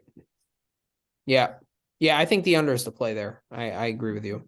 Next match, Barrere and Bublik. Ooh. What's the line here? This is interesting. It's probably even money. No, No. no. Well, Bublik is defending champion here. So I'm assuming I guess Bublik is the favorite then? No, Barrere? Barrere is the favorite. Yeah, No way. Barrere is Barrere -2. Um, Damn it. and I love Barrere here at Me -2. too. Well, because Bublik has to fly from Chile. Exactly. I think the books are taking that somewhat into account. I think that's why it's Bublik +2 here, Man, because it's too bad that the books are taking that into account. I thought this was where one match where we could kind of get an edge on them, right? yeah, yeah. Ah, But yeah, I mean, but I still think this is Barrere. I mean, yeah, like yeah. it's tough to fly because he's probably gonna play tomorrow. Um, he's in that He tie. might He's gonna get play. Tuesday. He might What? play. No, He I'm might saying he'll play probably play. Tuesday, He's got to play that Davis Cup in the morning, or he's got to play that Davis Cup Sunday. Sunday, and then fly Monday, and then play Tuesday. And that's the wrong way to do the flight, right? It's because he's going to lose the 6 hours. It's true. That's true. And he's going also from clay to hard. Yeah, he's going from clay, from a crowd to like no crowd, a clay to an indoor hard, outdoor to indoor. And there's pressure on him because he's defending champion. Yeah. I agree. Barrere all the way. I'll take the -2 as well. Yeah, that's what I did. I took the -2. I laid the 2. All right. So Rinderneck will play qualifier. Cressy Cressy as played well. qualifier. Ymer and Emir Rusevori. I'd love to hear your thoughts on this match. they play a lot, I feel.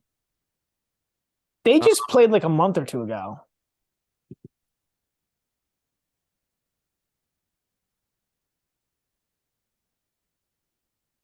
Yeah. Rusevori versus Ymer. They You played got in it. Adelaide. Ymer won a close 3-setter. No, you got that link right under there. We'll have everything. Yeah. There you go. And they played a 3-setter in Washington. Yeah. Paris Master. I guess guy withdrew. 3-setter. So based on this head-to-head, when there's a decent sample size, I might play the over. Because every match has gone 3 sets. These guys are pretty close in level. What do you think I'm playing the three? The line here for over 2.5 sets here is +125.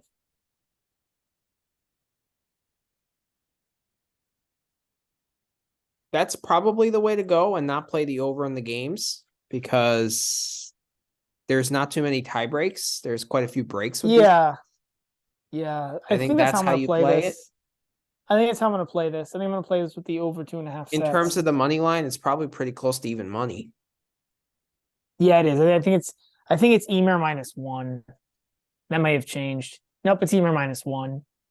Well, Emer Sweden is already done with their Davis Cup tie. Right. But see, that's not as bad because that's in Sweden, right? So he's got to go from Sweden to France. That's not a terror. It's not like it's a long flight, right? True. And the Finland one, that's at home. That's in Finland. Right. And Davis Cup's not best of 5 anymore. It's best of 3. So you're taking a guy that's played, I mean, I don't know, Yeah. a couple of best of 3s on a Friday and a Sunday. That's not that terrible. I think the over 2.5 sets is the way to play that.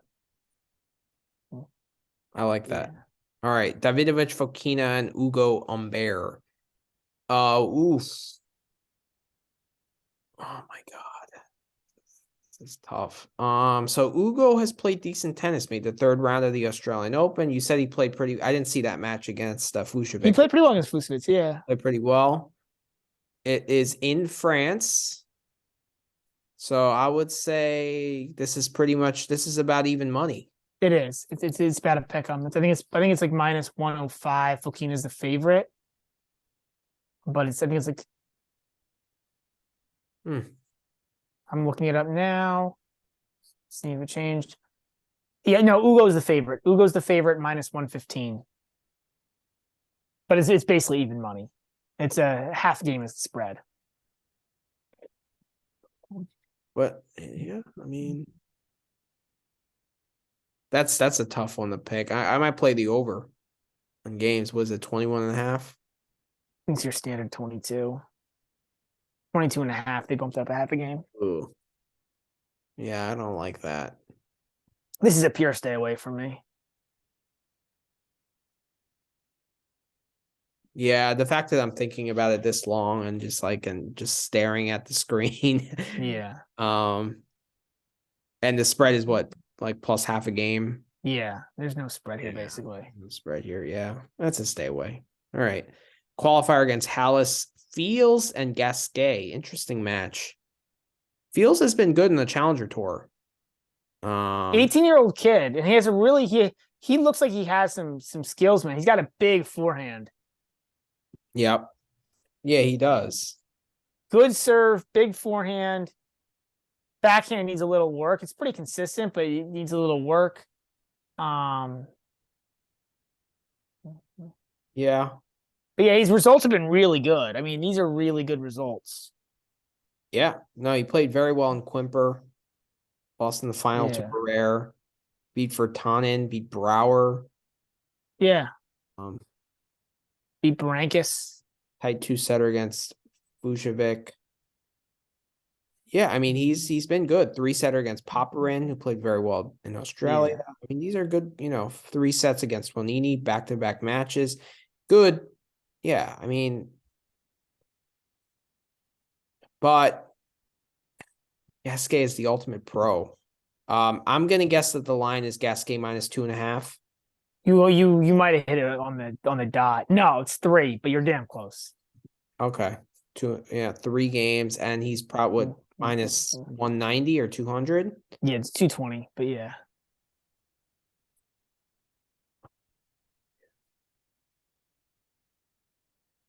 I think what I'm gonna do is I'm gonna do a Gasquet. Granted, they play on the same day. A Gasquet Husler money line parlay. I'm completely staying away from this Fields Gasquet. I think that line is perfect at 3. I also don't know, like Gasquet hasn't played since Australia. I don't know. I'm gonna stay away there. Okay. Fair. Bonzi and Sonego.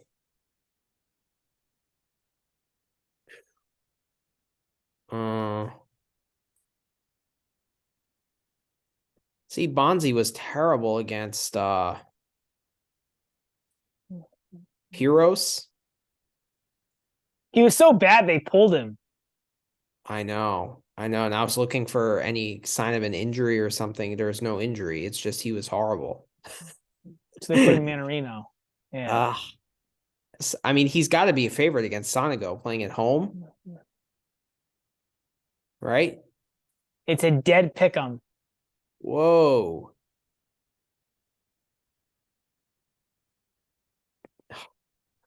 Bonzi was so bad. I don't know. Like, he's been really bad since he did make third round of Australia, but like he played really bad in that Demonor match, and then that Davis Cup match was terrible. But it's in France. I probably have to go Bonzi money line. That would be my only play. This is a pure stay away from me. Another one. Like he did win a hardcore 250 last year. You might be right. Do they have any head-to-head data? Wow, look how close they are in the rankings too. Yeah. 80 miles last year, Bonzi 3 and 4. I'm staying. This is a pure stay away from me. Pure stay away. I think like I don't. Yeah, I mean, I don't. Yeah. Yeah. I can't come up with a reason to bet Sonego. I can find reasons to bet for and against Bonzi, which makes this stay away from me. Yeah. Yeah. What's the over under? I think it's your standard like 22 and a half, 23, something like that. 23. 23. Oh. Yeah. Yeah. It's a stay away. Krajinovic, Karatsev. Oh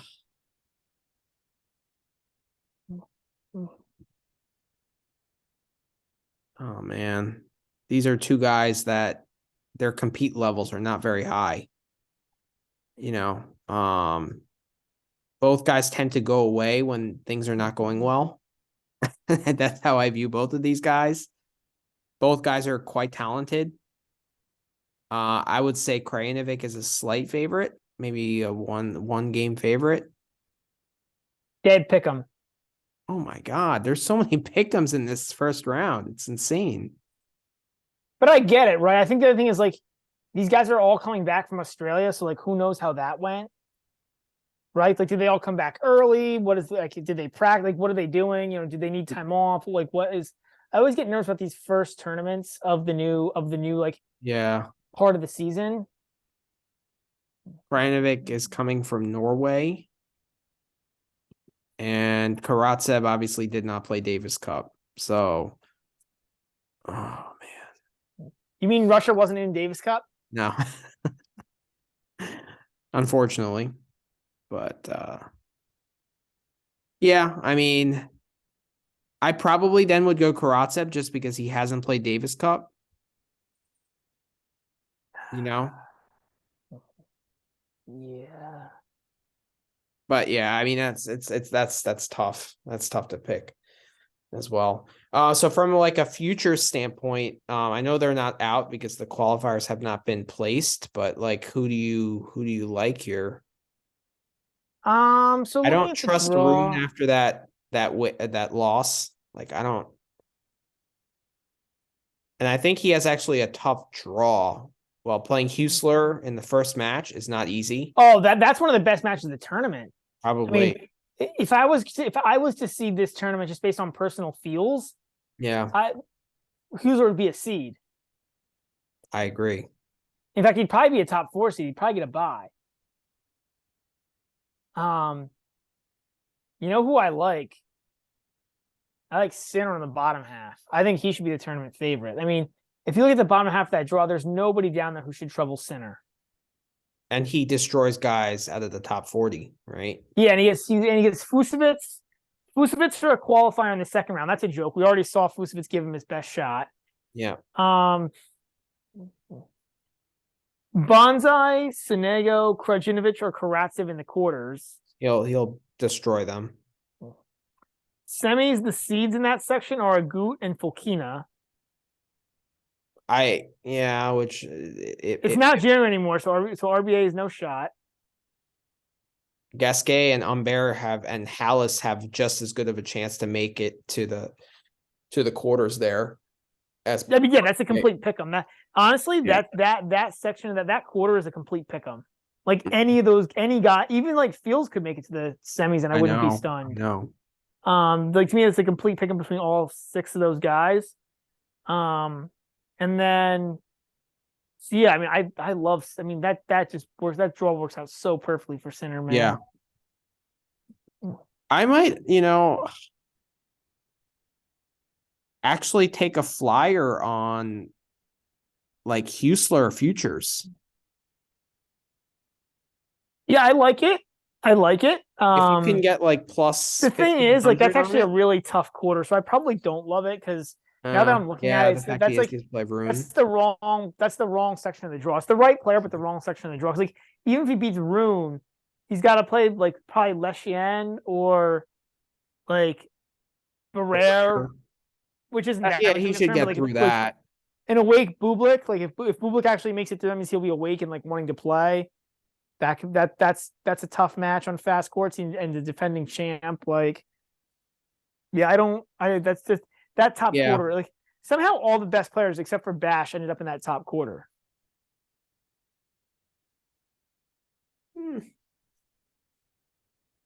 Because Yeah, the second quarter is pretty weak too. The courts quarter, yeah. like whoever Rinderknecht wins that has Rusevori, played pretty whoever wins poorly that, recently. Cressy could actually be dangerous because it's a fast hard court. yeah, he could. I like whoever wins that Emer Rusevori match to make the semis to make a run. Mm-hmm. This is a very, very, besides Sinner, it's a very, very wide open tournament. Well, but it's not that weak of a draw. It's just that the draw, like Yeah. all the best players are in that top quarter. Rune, Husler, Lestienne, Barrere, and Bublik. Yeah, that's definitely the toughest quarter. I agree with you. Yeah. I mean, let's look at the qualifiers. Just skim it, not go through each match, but Yeah, um Zhang's not bad. Zhang's a live. yeah, but he played a shit match against Kolar in the challengers. So Yeah, but he uh played Shelton pretty tough, didn't he? Recently. yeah, he did. Yeah, at the Australian Open, took him 5 Yeah, sets. Nava, Blanchot. I mean, it's basically like a challenger in a qualifying draw yeah. with Luca Nardi, Grenier, and Pair. Grenier played a bad match last week. Yeah, I don't know, man. Like the only guy here is at all dangerous in my Yeah, mind there's no is dangerous Zhang. qualifier who can make a run here. Maybe Zhang. Yeah. But the qualifier, I mean, they would have to play Fushevik, Hallis, and Cressy and Rinderknecht. So That's a brutal draw for a qualifier, man. yeah, Like, they're gonna be sizable underdogs, any one of those yeah. guys who makes it. So yeah, I agree with you. Sinner is the play here. I mean, are you gonna get plus money on that? I don't know. Probably, maybe plus one. Oh, you better, right? He still has to win 4 matches. I know. Plus, but how much plus? Like plus one. Probably like plus 200, plus 300, something like that. Because like Rune's in the draw too, right? Like Rune still is probably gonna be the pre-tournament favorite just because he's the biggest name. So I'll hit Sinner, but only if I can get plus 150 or better. I think you'll get that. I wouldn't be too concerned about that. I think you'll get that. All right, we'll see. All right, let's move on to the next match. Or not to the next match, to the next tournament, Cordoba. So a key factor here, guys, is the weather. It's supposed to be in the mid 90s or 90s all week in Cordoba. Interesting. Yeah, which is that's not normal for Cordoba weather. But yeah, it's a hot. Is there altitude there? I don't think so because it's so it's gonna be so hot. Like how I can't. I mean, how many places with altitude get 90-degree temperatures? True. Yeah, 95, 98. 98. Yeah, that's hot. Wow.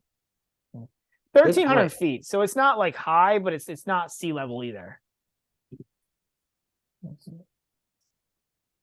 Meanwhile, Quan and Goffin are 2-all in the third. Interesting. All right, so Schwartzman gets a bye. Does he really deserve one? Not really, but Yeah, but if you look at the rest of this draw, none of these guys do. It's an ugly draw. This draw is terrible. These South American tournament draws are always terrible. Like next week Alcaraz will be in there, and it's going to be a little better in Buenos Aires. But this is the worst of the. Yeah. Andujar and Cerundolo, one guy who's old and can't play. This is one the guy bad who's the wrong Cerundolo. brother. Yeah, this is the bad. Oh, actually, the bad Cerundolo's playing pretty well lately. I think he's won like 12 out of 13. That said, it's all against like weak competition, like guys outside the top 200. So I'm not really buying in yet. How was Andujar been? Really Hardly bad. playing at this point. And not good win. But he beat like Reedy, like that's a good win. Yeah, it's not good. And he beat Thiago Montero. Like at this point in his career, that's a pretty good win. Recent results on clay. Yeah. And he is a clay guy. Like Andujar's always been a clay guy. I don't even have a read on a line here. Juan Manuel Cerundolo. See, he's been better. Look at all those wins, but they're all weak wins. They're all wins outside the top 200. Yeah, no, Clay. So that's his best surface. So I would say what this match is a pick'em.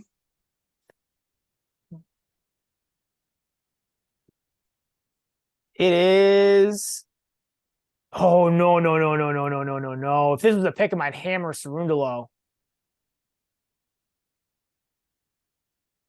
They've played. No, they haven't. No. So Andujar was. So what is Cerundolo? Yeah, give me the line because I don't. don't. Cerundolo minus 4.5. Whoa!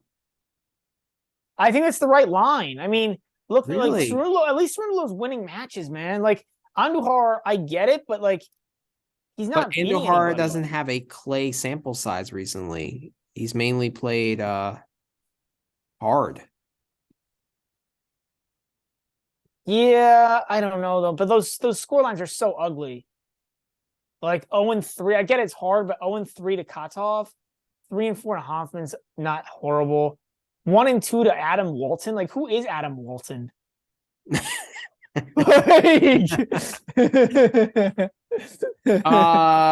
Yeah, but is he Sam still, Walton's this kid? Is like Juan Manuel, not Carlo or Francisco. Yeah, but at least he's winning matches. At least he's won 12 out of 13. Also, I don't know. Andujar's coming across from Europe. I don't know what his schedule was like or from Australia. I don't know what his schedule was like for that. Cerundolo's been in South America. It's in his home country. Is Cerundolo part of the Davis Cup team with or this Cerundolo with Argentina? I don't think so, but you should look it up. I don't think so. No, because it was Cerundolo. The singles guy, the other singles guy was Kachin. Oh yeah. So and he's not part of the doubles, so no. It's 4.5 games though. I'm taking the plus 4.5 here. I hear it's also crazy hot. I don't know how Andujar does in hot conditions. Yeah, Cerundolo is Argentinians. Yeah, I'm gonna do the plus 4.5. All right. I don't think the gap is that big between these two guys. I don't think it is either, but there's a lot of factors in Cerundolo's advantage. Mm-hmm. All right, all these other guys are playing qualifiers. Guido Pela. What a joke, man! I guess I'm happy. At least it looks like Guido's actually trying to do his career, get his career back. Like I thought maybe the Australian Open was just a clown show thing, but it looks like he actually is really trying to make a comeback. And then Kachin is the 5 seed playing another qualifier. Baez gets a bye. Gaston plays a qualifier. Oh, we have our favorite guy, Galan, against Vera. Barrio Vera. Oof. This is just brutal to pick. I'd say Galan have to be probably a 3.5 game favorite there. Close, 2.5. 2.5. This line keeps moving though. It was actually 3. It was 3. And it's come down to 2.5. And it keeps dropping. The money line was 150. Because I've been waiting to see if I was going to hit it or not, depending on how Garin looks in Davis Cup tomorrow. I was going to put it in a parlay with a couple other things. Okay. But this line it was 150. Now it's all the way down to Vera's at 135.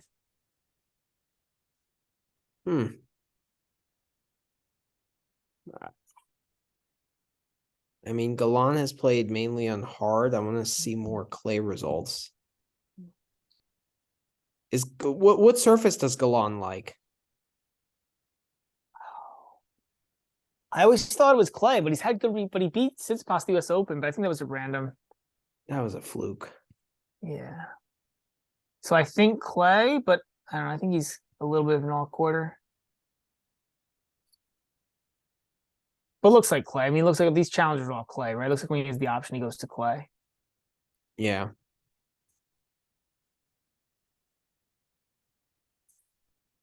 But Barrio Veras. Well, no, but he's a challenger guy. Yeah. And I think he's playing for Chile at Davis Cup. But the travel is not really a big deal there. And he's not playing singles, right? Who's the other guy besides Jari that played the singles? Garin, yeah. So he's not playing the singles, so I'm not that worried about that. And that's in Chile. So yeah, he's playing the doubles. It's in Chile. Like, I don't know.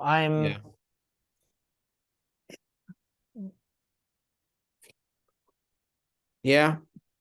Yeah. I might have to do the 2.5 though here. And take Vera with the games. No, Oh, lay take the games. yeah, lay the games and All take right, we're both sizing this thing. So I didn't like that. I mean, Chardy was gassed in that match against Galan. I'm just really not. I'm not impressed by the fact that Galan couldn't knock him out. And the fact that he's coming in from Australia. At least Vera, I think Vera played the Concepcion Challenger in Chile. Like, so I'm betting Vera. plus 2.5. No, I'm taking a money line. Oh, Yeah, I don't like the layoff for Galan.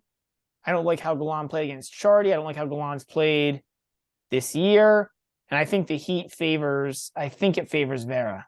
But maybe not. Maybe the quarter play faster, and maybe then it favors the Galan. layoff is a big question mark. The fact that he hasn't played since that pathetic match against Shardy, which we all watched. And yeah. And Yeah. like these matches before this aren't good, right? Like 3 in Love and Musetti. I mean, like these are good players, but these are not good results.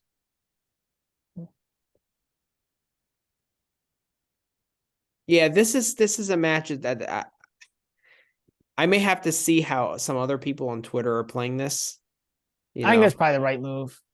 and kind of go with just kind of weighing what other people are saying on this one, because it's just hard for me to get a read on it. Yeah. Yeah. All right, Baena and Zapata Morales. This is actually a decent match. Man, this has got to be pretty close to a pick'em. No? No. RCB is giving 3 games to Bernabe. Wow. They're really impressed by that 3 and 4 that he got off of Djokovic in the first 2 sets. They forgot about the fact that he won like 3 points in the 3rd set. I'm probably gonna have to take Zapata then. Yeah, I'm looking up recent results for these guys. I don't. Bernabe. Yeah. The problem is for these guys, the only thing that matters is clay. Oh, RCB beat him in Pune 1 and 5. That's probably why the line is such. It's on hard, but RCB beat him 1 and 5.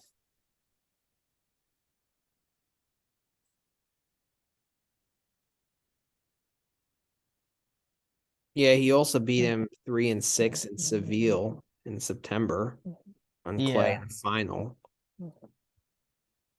So they have a head-to-head track record, right? Yeah. Kind of, yeah.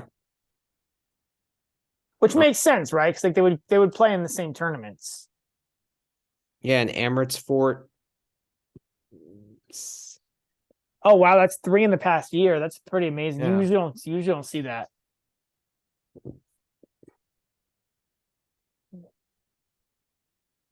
Yeah, I don't think I'm going to take Zapata on the money line, but I'll take him plus the 3.5 games. 3. 3? Yeah. Yeah, just 3. Probably. Yeah. I'd rather play the guy plus the games than laying the games here. Makes sense. Laying 3 games with Carballes Baena against a good competitor, in that kind of weather, I don't think that's a smart play. I think playing Zapata is really the fact that even though he's losing to him, it's just, maybe you could sprinkle a little bit on the money line, but more on the games. So that's how I'm going to play that. Pedro Martinez and Christian Garin. I'm a complete stay away on that one, by the way. The Baena Morales. Yeah, I think it's a well set line. They're both decent clay quarters. What is the line? 3 for the Baena Morales. Okay. Yeah. Oh, you're talking about that one. What about Pedro Garin? This one is interesting. This one, when it came out, it was minus 130. It's now Garin's minus 140. Ooh, I'm gonna have to take Pedro there as an underdog. So I'm waiting. If Garin shows decent form tomorrow, I'm gonna take Garin. Um, Pedro was bad, man. And I know it's not. I know Clay is Pedro's surface, but Pedro was bad the past, And he's coming. He's another guy coming from Australia. It's his first match after the layoff. So I'm gonna hit Garin if he looks good in Davis Cup. I'm waiting for tomorrow morning. See how he plays against and if he plays decent, I'll hit him. Like I just need to see him like be competitive and show up and play okay against Bublik. That's it. I mean, it's a totally different matchup between him and Bublik and him and Pedro. Oh, it's not a matter of I just want to see if he can show decent form that he can hit the ball. Because I mean, Okay. 1 and 3 to Skatov is bad, and that's why I'm gonna watch it. I'm gonna watch it, at least a little bit of it and see Skatov did play well in the Concepcion Challenger. He I beat get it. Dio I get there. it, but 1 and 3 is bad. Yeah, that's pretty bad. That's pretty bad. Actually, Garin's best surface is grass. Well, it's his best results. I don't know if it's best surface, but it's his best results. But I don't know. I'm enticed to play the underdog here. If Martinez is a sizable underdog, I mean, well, plus 115, so it's not really sizable. True.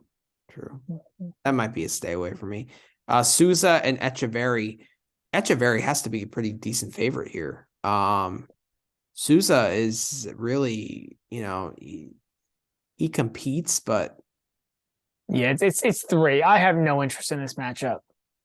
If Echeverry wasn't coming from Australia, if he had a match under his belt, I'd play Echeverry, but I'm staying away.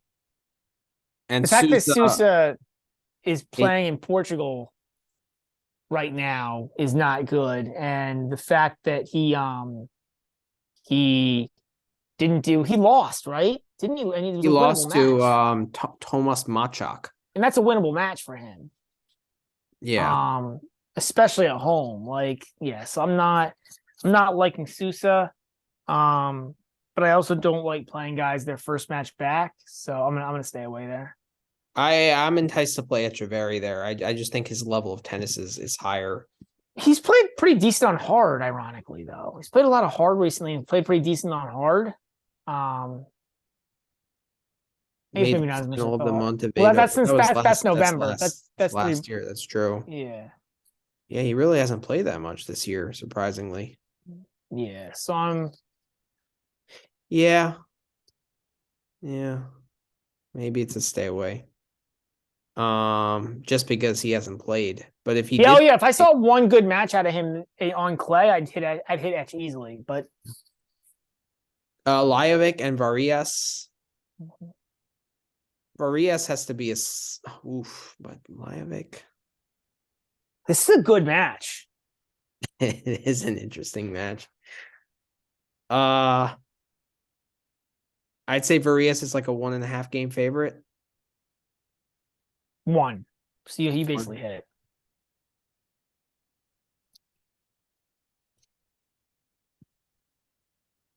Yeah, I don't know. Wow, they're very close in the rankings.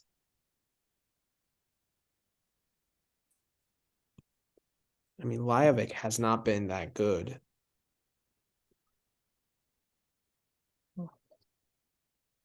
I mean, what do you think of these guys? This is a stay away from me.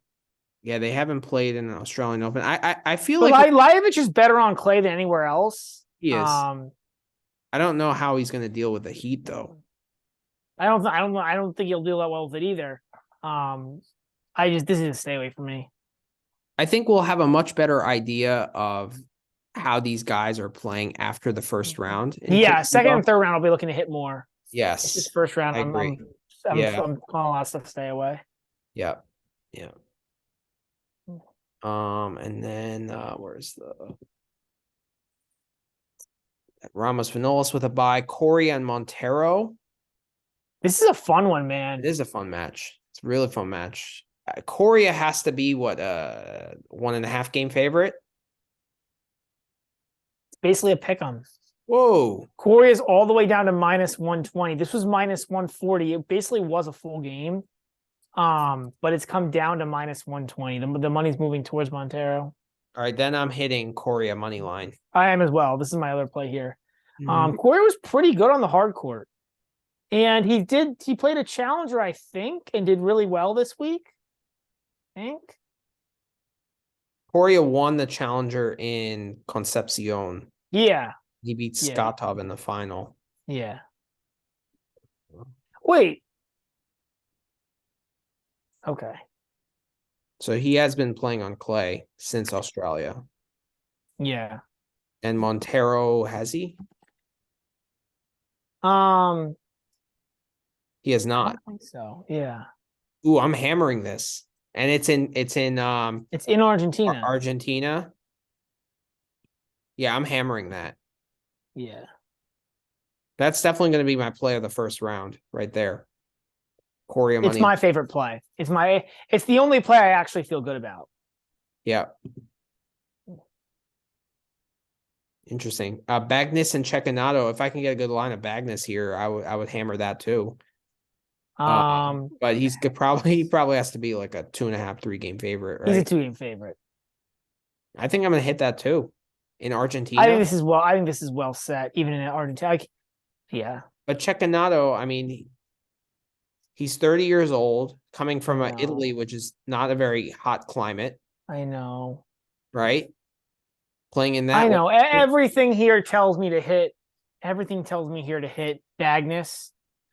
It's just I'll probably give it a match. I'll probably see if he does well in the first match and then hit him in the second round. Fair. But I wouldn't hit him in the second round because I'll probably play Korea if I hit Korea. But yeah. So as far as a futures pick, I mean the top half we don't know with all these qualifiers. Dude, this is such an ugly draw again. Like draws. who? Like I mean, can you go back up on the top half? Like Schwartzman, Andujar, I mean, let's see it might be qualifying Schwartzman, draw. just because he's probably better than anybody else. Like none of these guys are scary either. Delbonis, Delian. Kitchker. Kitchker has talent. Is it Kicker or Kitchker? I think it's Kitchker. Kitchker? I Well, think. he kicked me in the balls last week, and I bet him. Well, he kind of does kick you in the balls. That's the problem with him. He's not. Yeah, he's not. Yeah. Ugo Carabelli, who's decent. But yeah, none of these guys are gonna make a deep run. I kind of like Baez and Coria here. I just wish Bias had done something to show me something that has like, but I know it's. And if Baez plays Schwartzman in a semi, that's a really like. It's a fun match to watch, though. Yeah, it is. You're right. It's probably Baez, but that top half is so much weaker than that bottom half. Like, actually, the winner of this match, Carballes by Zapata, could make a decent. Yeah, can make a run too. Yeah. Yeah. So. Yeah, but that's big tournament for a lot of these guys though. How like this is a true clay quarters. Like this is like a clay court specialist tournament here. Yes. And this is a big tournament for a lot of these guys because a lot of these guys have not done well. Like when we talk about the Argentinian guys, but like Ramos Vinolas hasn't done well. Yeah. Yeah, this is a dirt ball fest. But it's a lot of guys who need some points, man. Yeah. Yep. Can you go down? Who else is in the bottom of that draw? Cerundolo, Coria. Man, this is anybody's ball game, huh? Yeah. Yeah. Like you don't see too many tournaments where like it's this even. Like you could probably find I might actually end up hitting a futures here on somebody at like 20 or 30. But you'll probably only get 20 or 30 to 1, which isn't that good. I'd probably go with But I'm gonna be looking like down. What? Baez is where I would go. But maybe not, because Baez has just been so bad. Like he hasn't had any wins. Yeah, and he's not even competitive in a lot of those matches. Like I know. At least Cerundolo is like he's losing to good guys. And he's like kind of competitive. But Cerundolo is not the same. I don't think he's quite as good on clay as Baez, for example. No. If I get Corey at like 33-1, like I did in Marrakech last year, I might hit that. Korea. If I get some ridiculous odds, like 33 or 1, 40-1, 50-1, something like that, you Yeah. know? Although Cerundolo did win, what was it? He got to the semis in Hamburg, right? And what was the tournament he won last year on clay?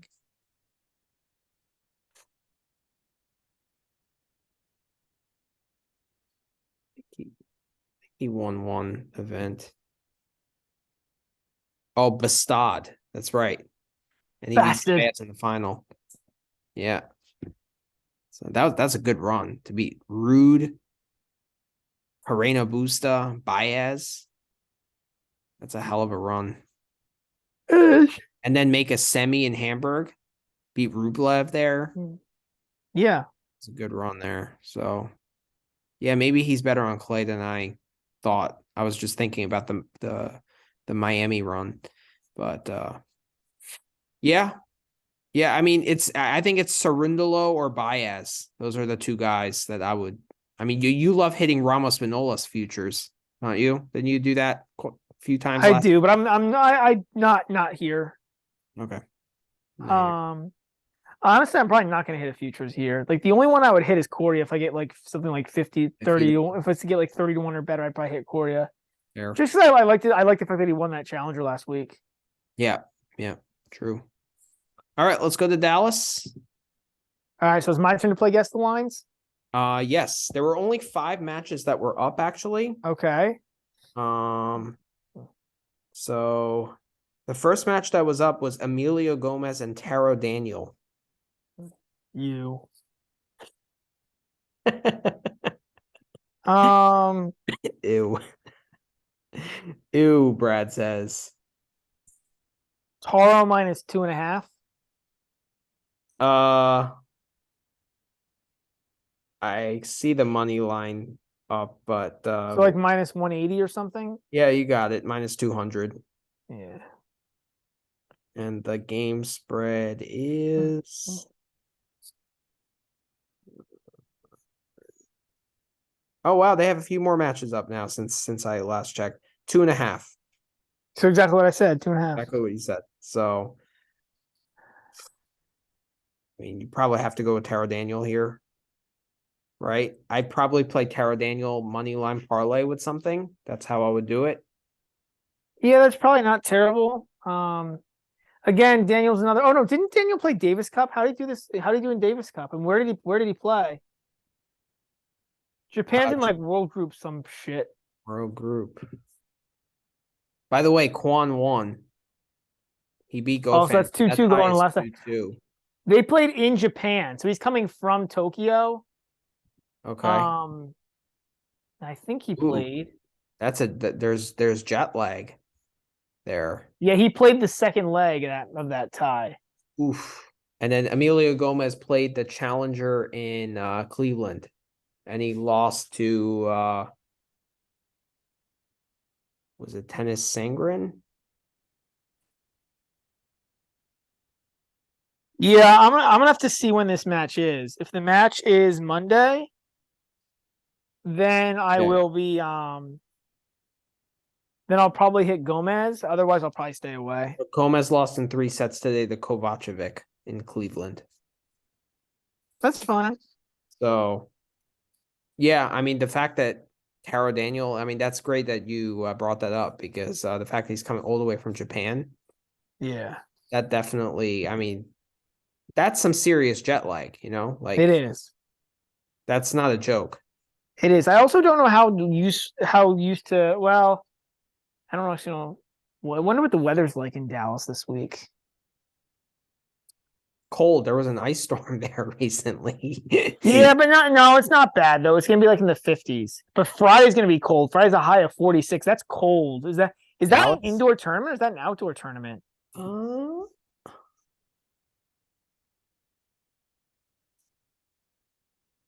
that is indoor. It's an indoor tournament. Oh, okay. Yeah.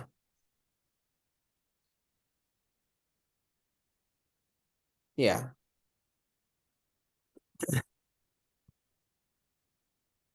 So Yeah, that's I don't know. I mean that's a good call with the jet lag. I might just stay away there.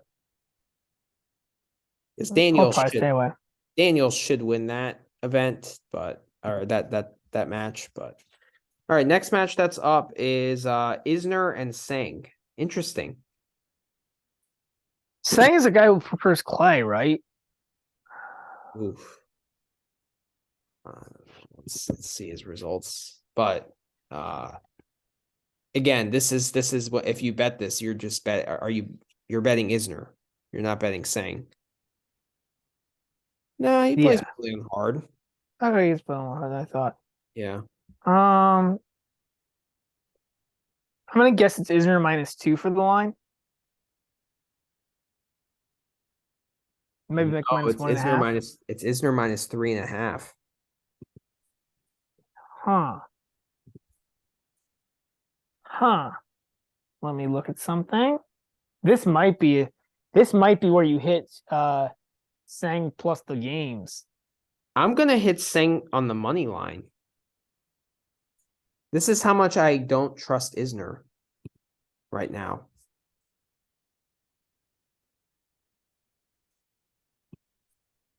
Yeah, I mean, he Because did Sang go. is He gonna did hold take two serve. sets off of Papiran at the Australian. Mm-hmm. Um, And that's gonna be a similar kind of matchup, right? With big serving. but Sang has lost his last 10 matches, including 4 to guys ranked outside the top 5 to guys ranked outside the top 100. And that's since September. He hasn't won a match since September. Yeah, that's a good point.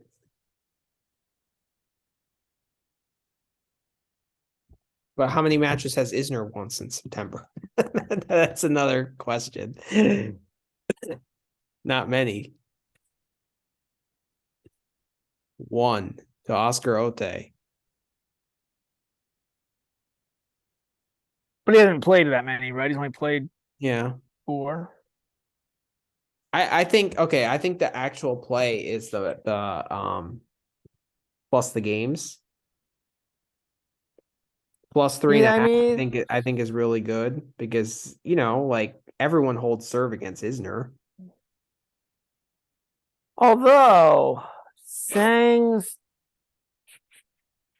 looking at this, Sang's only won 58% of his points on serve in the past 52 weeks on hard courts.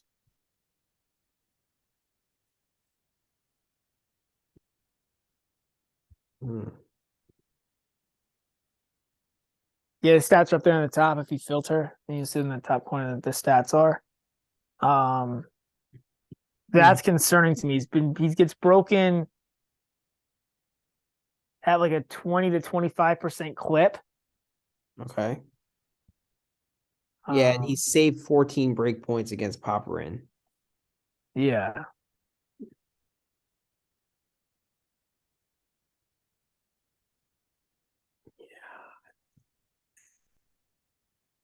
Kyrgios beat him, but Kyrgios has actually a decent ground game.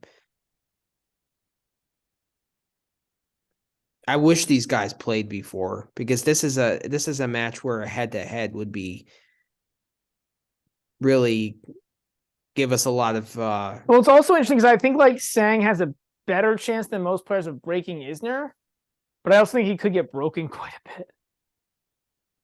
What's the over under here? 23. Wow, that's a really low over under for an Isner match. Um, You could do Isner 2 sets to 1 at plus 280. no thanks. No. If Isner gets to a third, that's where Sang has the best chance, right? Mm. Good point. Good point. So Sang 2 sets to 1 plus 625. That I like. Yeah, because Sang does have the fitness edge. That's true. Yeah. I also think there's an edge against Isner because he's so serve dependent. Like, if you get to the more, I feel like the more the more chances you get to return that serve, the better off you are. Mm-hmm. Right? Like the 30th or 40th serve, like he hits, like you're going to be used to seeing that motion, that serve. You'll get used to it, right? Whereas like the first few, you're not used to the motion, not used to this pace, yada yada. Yeah. What is saying to lose the first set and win the match? Is that line up? Probably not. It's like a prop bet.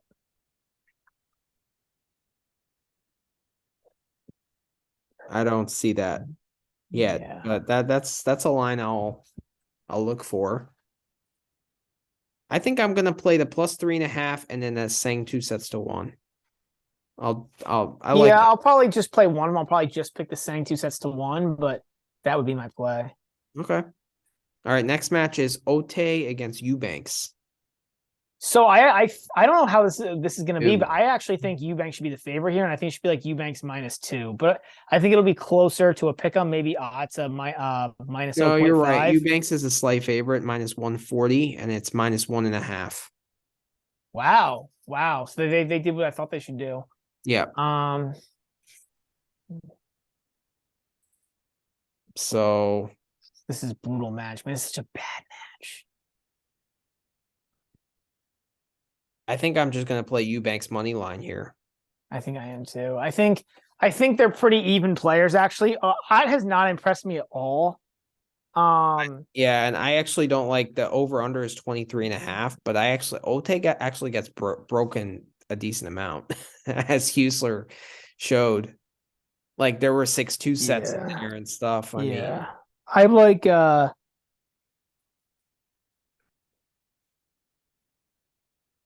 gonna rock. I'm probably just gonna run Eubanks money line and that's it. I actually think like he's at home. Yeah. Like I agree. Ott is coming from Germany. Right. Right, because he played that Davis Cup tie. So yeah. Yep. Yeah. Sock and Ivashka. Our favorite guy, Jack Sock. Jack Suck. It's probably not that big of a line. It's probably only like Ivashka minus like 2. But it could be bigger. I don't have a good feel for this one. Ivashka -3. All right, cool. And Ivashka's -235. I might play the under here, under 22. I don't know, man. I hate betting Jack Sock matches. I don't really like betting Ivashka matches either, so I'll probably just stay away. I feel like these are 2 really tough guys to bet. All right, next match, Dennis Kudla and Jordan Thompson. Ew, really? Really? Like, so these guys are like the opposite. Like, Sock and what's his face have talent, but they're just gonna like I just don't know what's gonna happen. Like, this is 2 guys who I know are gonna show up in battle, but like neither one of them are very good. Did Jordan Thompson play since Australia? I don't think so. I think they should be like Kudla -1 or something, because I think they're pretty even players, and I think the home court probably gives Kudla. You got it wrong. Thompson is a slight favorite. Kudla is an underdog. +110 for Kudla. And the spread is -1.5 for Thompson. I like hit Kudla's at plus money here because I think this is a pretty even match, and I think that I might just take the plus money even if it's only 110. I think it's basically a coin flip. They both haven't played since Australia. I'm probably just gonna stay away completely then. Okay, all right. Yeah. I'm probably gonna play Kudla at plus money. Yabing Wu and Michael Moe.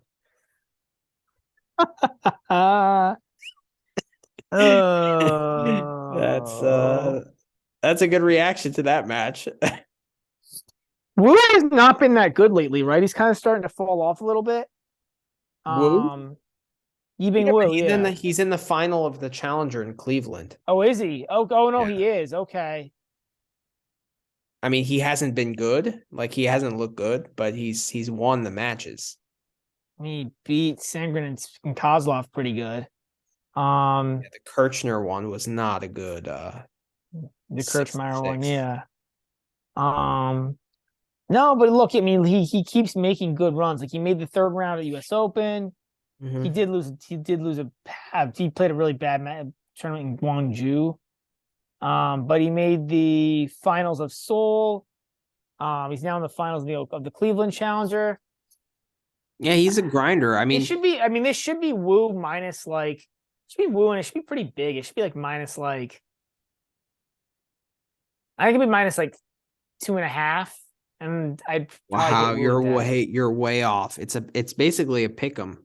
Wow, I'm gonna Wu, hammer Wu. me too. How can you not like? Well, that's way too much respect for Mo. Like, yeah, he did not. That was not, and we know like. Look how bad. Look at what that match looked like. Looked like against Wolf. Like Zverev is not good. Like this He's is another not. example the books are giving Zverev respect. I know. I know. Yeah, Because like beating locally and Zverev is not impressive. it's not. Yeah, this is probably going to be my favorite place to hammer Wu here. I agree. Wu was coming off a challenger event with very similar conditions, doing well there, gaining confidence, right? Yeah. Wu is, I mean, minus one. He's a slight favorite, minus 130 on the money line, and then the spread is 0. Yeah, that's a joke. That's a joke. I'm gonna hammer Wu. Yep, I agree. That's probably my play of the day too. And Like then I thought this line would be like minus 3.5, minus 4. Like if I were making the line, I would have said it like 3.5 or 4 for Wu. yeah, Like this is I would say wow. about 2.5. But Mo has no offense whatsoever. That's what I mean. Is that's why like Wu has like some game. Like Wu's Yeah. he's not like Yeah, yeah. Then the last match, Monterino and Steve Johnson.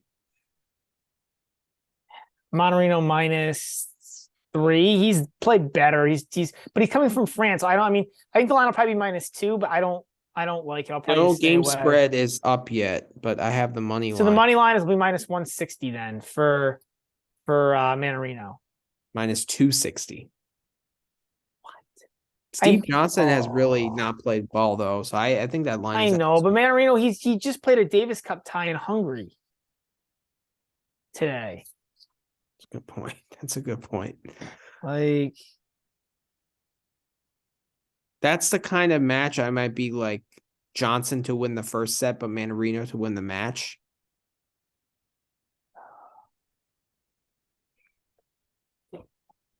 You know what I mean? yeah.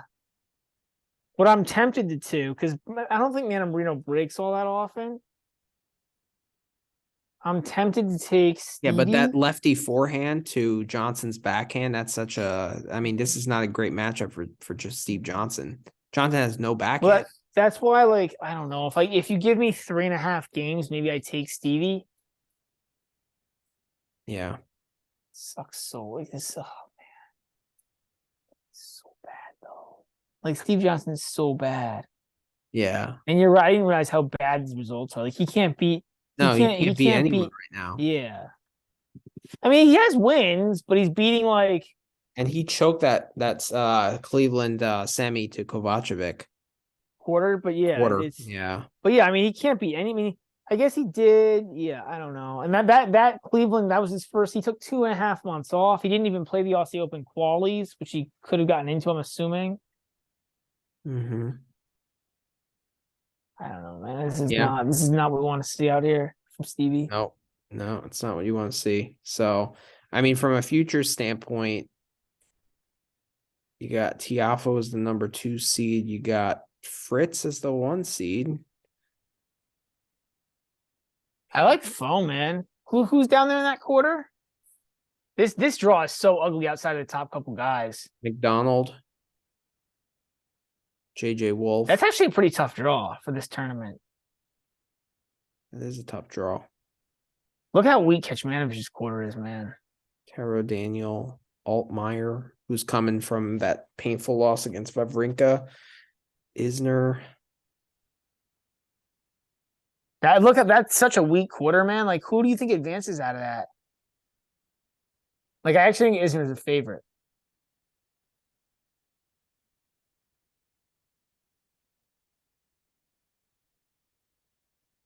I'm speechless. It's so bad, right? Like, it's so bad. Like, how is this?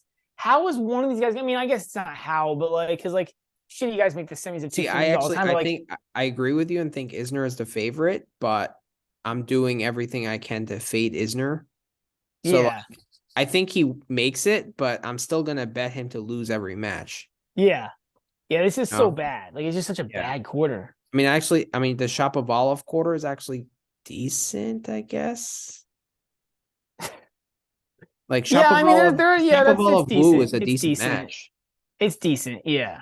and No, then it's decent. It's decent. Monterino Shapo quarterfinal, and It's then you got decent for Marcos this tournament. Giron, Ivashka.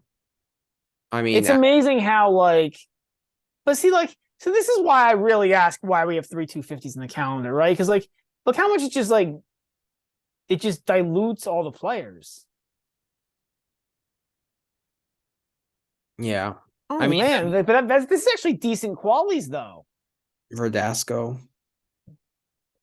Verdasco's a threat. If he gets in that, if he's the qualifier in that Isner section, he could easily make it through to the And then you got semis. Jun Sheng, who we saw all at the Shang Australian is a real Open. player. I mean, Fukic. these are really good qualities, actually. Really good qualities. Yep. Really good qualities. Like 6 or 7 of these matches are good matches. Like Holt had a nice run at the Australian Open. Gabe Diallo's a nice player. Mhm. Kozlov's been a mess forever, so I don't know what to say about him. But But Diallo is coming from Germany. oh, that's right. He played in Koblenz. That's right. Um, Yeah, see these challenger matches, I have to like do further research and see or the yeah. qualifiers like uh, see what other guys are picking. But I like Shang a lot. I think he qualifies. I think he wins those 2 matches. I think Holt I qualifies. think he has two Really? Diallo's coming from Germany. So I think Holt Yeah, yeah. But that like Holt's a real player, Shang's a real player if he qualifies. I only mean, 4 guys Verdasco could qualify. make a run, although I doubt it's a lot of matches for him. It is. Yeah. Yeah. Klaus, I know, old man winning, old man playing a lot of matches in a short period of time is not a viable, not a viable Yeah. defense. I understand that. But I'd have to go with I mean, I probably a Tiafo futures here because I just think his draw is easier.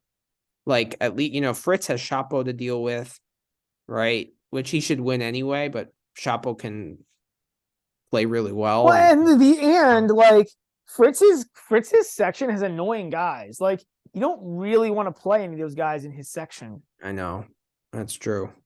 Yeah, Eubanks. With the exception of Jerome, ironically, the other seed. Yeah, But like, because Jerome is steady, but he has nothing really to hurt no. Fritz with. So I'd agree with you there. But that second quarter, you're right. The second quarter is the toughest. That's actually some Yeah. decent tennis there. And then the bottom half. I think Tiafo actually like is probably Mackey and then JJ Wolf are probably tougher matches for him than whoever he's going to play in this in the semi. Right? Because like I mean, unless it's Isner, he's just, like he's terrible, but he's uncomfortable to play. Right? So What an ugly tournament. yep. Yeah. So Not really. Just an ugly. Just that one quarter was horrible and got me in a bad yeah. mood, to be honest. Yeah. So the 250s have begun, and I think I mean this is like the beginning, and it's just going to get better as February progresses. Yeah, like I mean, this week is the better set. with When I Rotterdam. think of this season, I think of there being like 7 sections. Yeah. Like there's the Australian section, which is basically the first couple weeks in the Australian Open. You've got this swing that goes February, March, and ends with Miami. So everything up through then you got the European clay season. Then the fourth season is Indian the Wells, grass. Miami. That's what I'm saying. That to me, that's the second. This is the second section. So this, It's leading up to that. Okay. yes, everything here leads up to Miami, and obviously Indian Wells as well. Third section is the clay season. I would say the European clay. Fourth section is the grass. Fifth is the U.S. Open tournament. The U.S. tournaments. Well, don't forget US about Open. the European clay. there. Oh, the second European clay? Yeah, that's just for whatever guys want to stay over there and not play the real tournaments. Fun. Whatever guys want to hide. I enjoy it. They usually are good tournaments though. Um And then the and, indoor. and then there's the sixth season, which is the indoor, and then the seventh section is the off season and exo season. But yeah. Yeah. But anyways, the point is it'll get better because this week it's awesome kind of week 250s to get guys back in the flow, but we'll start getting some 500s. You'll get the golden swing. You'll get it'll be interesting also to get some sample size on clay this year, right? With Cordoba. Yeah. So yeah. Especially because I think that's the term where those guys all really need those points. Those guys, a lot of those clay guys have not played well on the hard. Yeah. Yeah. All right. So I mean, I'm still in the green, but I know you're in the red and you need to get I'm down 55 units, but I was down 62. And we made a little bit of a run today with that Davis Cup performance. Let's let February be a little better for you. What? Hopefully February is a little better for you. Yeah, hopefully. We'll see. Gotta get into that negative 55 units. That's not good. We'll continue posting our bets on Twitter. Thanks for following everyone, and we enjoy the back and forth as always. So have a great night and enjoy this week's tennis. Yeah, guys. Sorry for the long cast. I think this was like over 2 hours, but have a good night.